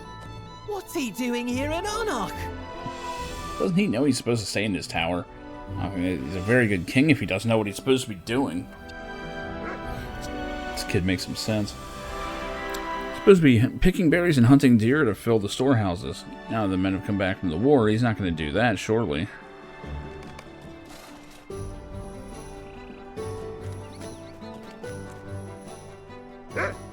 That is King Elessar! Oh, I would know him anywhere. My family attended the royal wedding, stranger. Well, we were among the crowd, but even at so great a distance, I could tell that the king and his elf bride would be so happy in each other's arms, and would rule Gondor fairly and well. I did not expect either of them to come to Arnok. He's gonna get mud all over his fine clothes.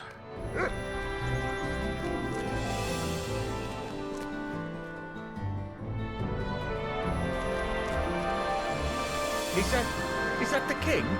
What is he doing here? That's gotta be a little unnerving. Like, oh god, are we about to be executed for some reason? Have we done something wrong? What could bring one such as he to our little village? Is he here to punish us? Have we not suffered enough?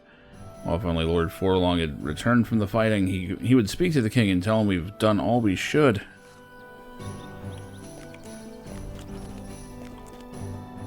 What do the folk of Arnok need us to do? Tell Elessar that some of the folks think he's here to punish them, as kings and stewards rarely come to their village before. But others plan to pick berries and hunt for game to fill the village storehouse. He's going to punish them. They and their lord did more than could be expected of anyone during this last few months. We will help with their tasks. Yep, so we're picking berries. Great.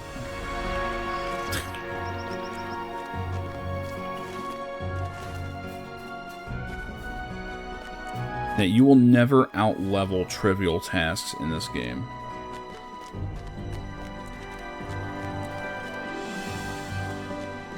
I kind of don't mind it.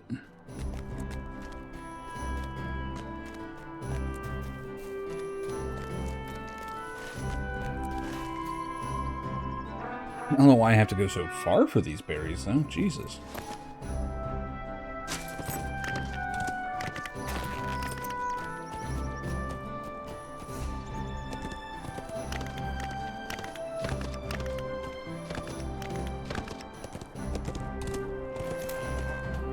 Why are these things around? They're like dragon kind, aren't they? Yeah.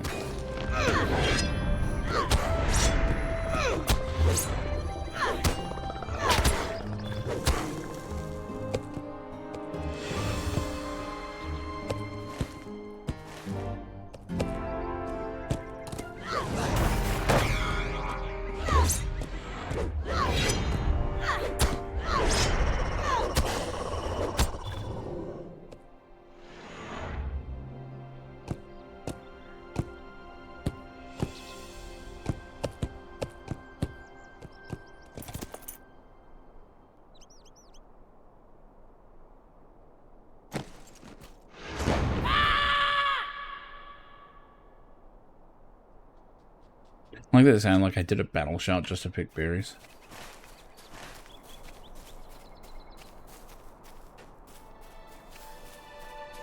Some tough berries, man.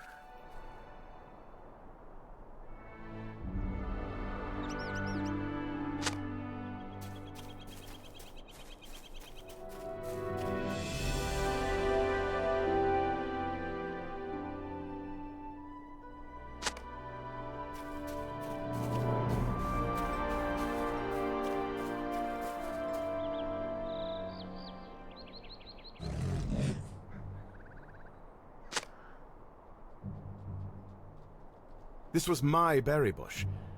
No, it is fine. Okay, that's actually pretty funny. It's my bush, stop it.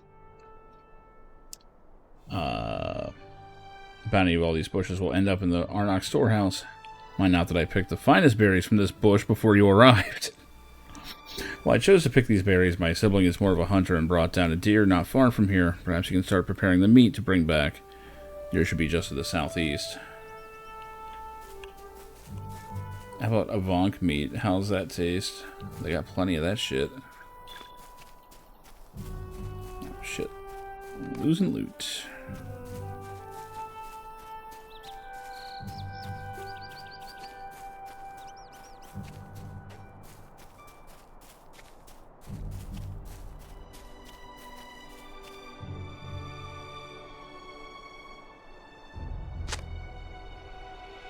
Audrey brought down the steer steps out from behind a rock.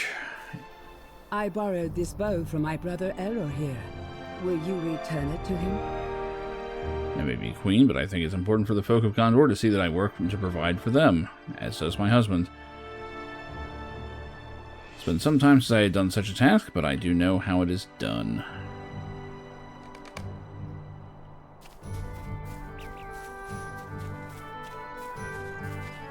And with that, Arwen has now done far more than she ever did in the books.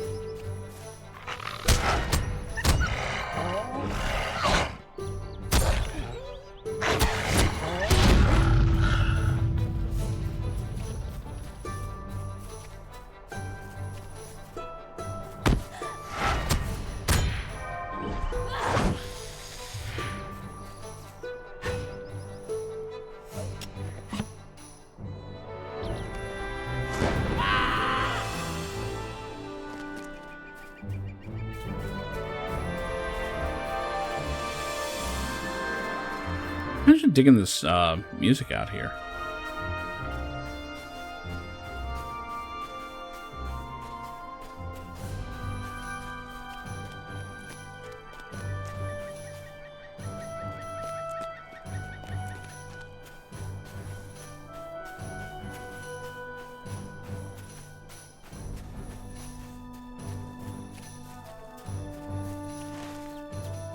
Shit, I'm going way further than I thought.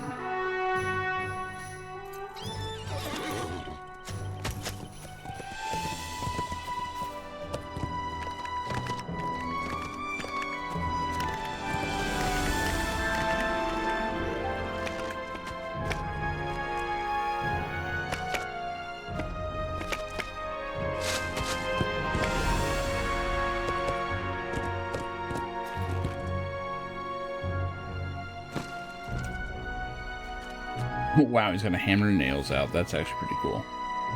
Ah, I see my sister has finished with the bow and quiver I lent her. Hope she was not too disappointed not to bring down any prey. Man, they're dicks about this shit. Tell Elro here that Arwen is even now preparing the meat from her fruitful hunt. Even after so many years, she still has a skill for it. I thought residing in Imladris these past years might have driven how it is done from her memory, but I suppose it is not so. She need not prove it to me, though perhaps it is the folk of Gondor she thinks need convincing. Anyway, thanks for returning the bow and quiver. Thanks to our efforts, the folk of Arnach will be well provided for in the weeks to come. I hope this will be a comfort to them and to the memory of Forlong. We can speak with Baranor and learn if there's anything else we can do before departing.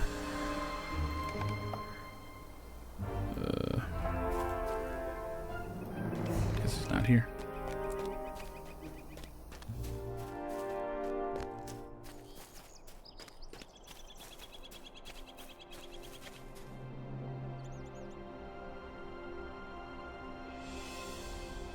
We do appreciate the work you all have done for us. Of course we do.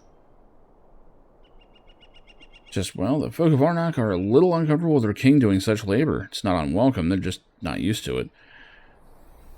They've taken hard the death of Forlong. If you encountered him in a tavern, he might buy ales for everyone in that place, and spin tales you couldn't help but believe, no matter how incredible they seemed. But he was one of us, good old Forlong. This king and his elf queen, they seem well-intentioned, but it will take time for the people to warm to them. The king wishes to know of news from Upper Lebanon. I've been in contact with Captain Imladr of Tumladen, and he says now that the war is over, the refuge is emptying, but slowly. Other than that, I've heard little.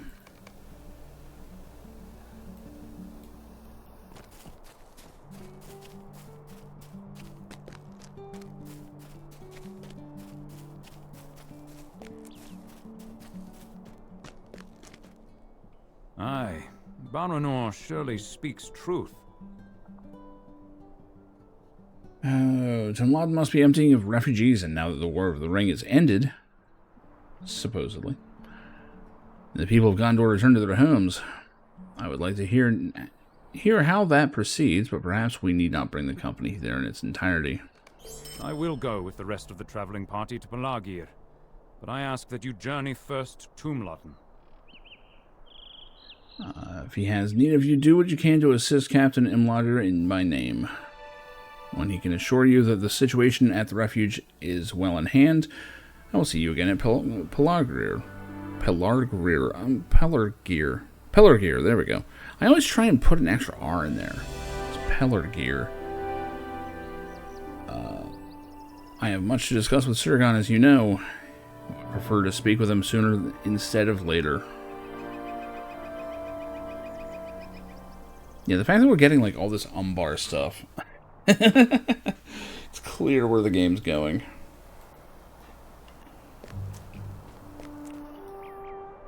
Tumlotn. And that is where?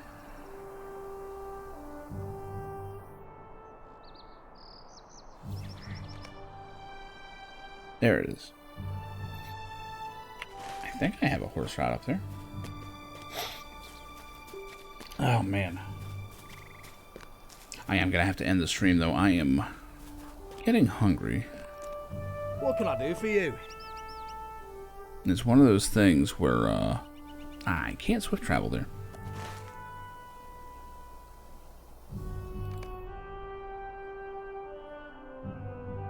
Can't go there, though.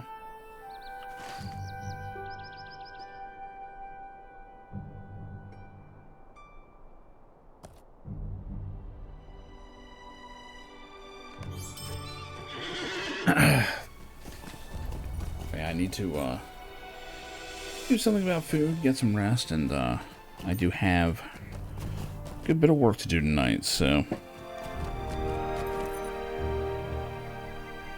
either way, it's been very interesting to see the way the stream's working. Because I'm starting to see that there are like these momentary drops that are happening.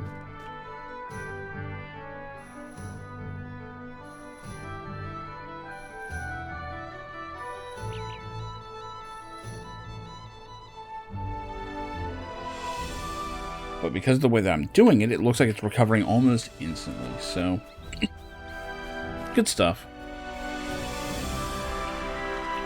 Yep, absolutely. Yeah, I'm not gonna make that trip next time. I intend to be around tomorrow. Never know. Don't know what I'll be playing. I don't know if I'm going to be getting into another playthrough, if I should continue Visions of Mana tomorrow. I mean, I'm going to continue it. I just don't know if I'm doing it tomorrow. I don't know.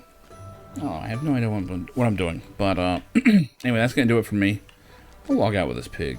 This pig looks log-outable. But, yeah. That's going to do it for me today. Thanks, everyone, for hanging out. Always love the conversation. You know, not a very exciting stream, don't get me wrong. We really didn't accomplish too much. I mean, I don't know, we got some plot in, but I have a feeling this is going to be a lot of introduction, which is fine. We like introduction. We like knowing who we're going to kill, you know? Anyway, I'm out of here. Have a good one, everybody. I knew that in order to win her love, I needed to get rid of the human garbage, otherwise known as my best friends. Come on! Bonnie, how do you keep getting back in? I'm a drunk. I don't know nothing about how I do anything.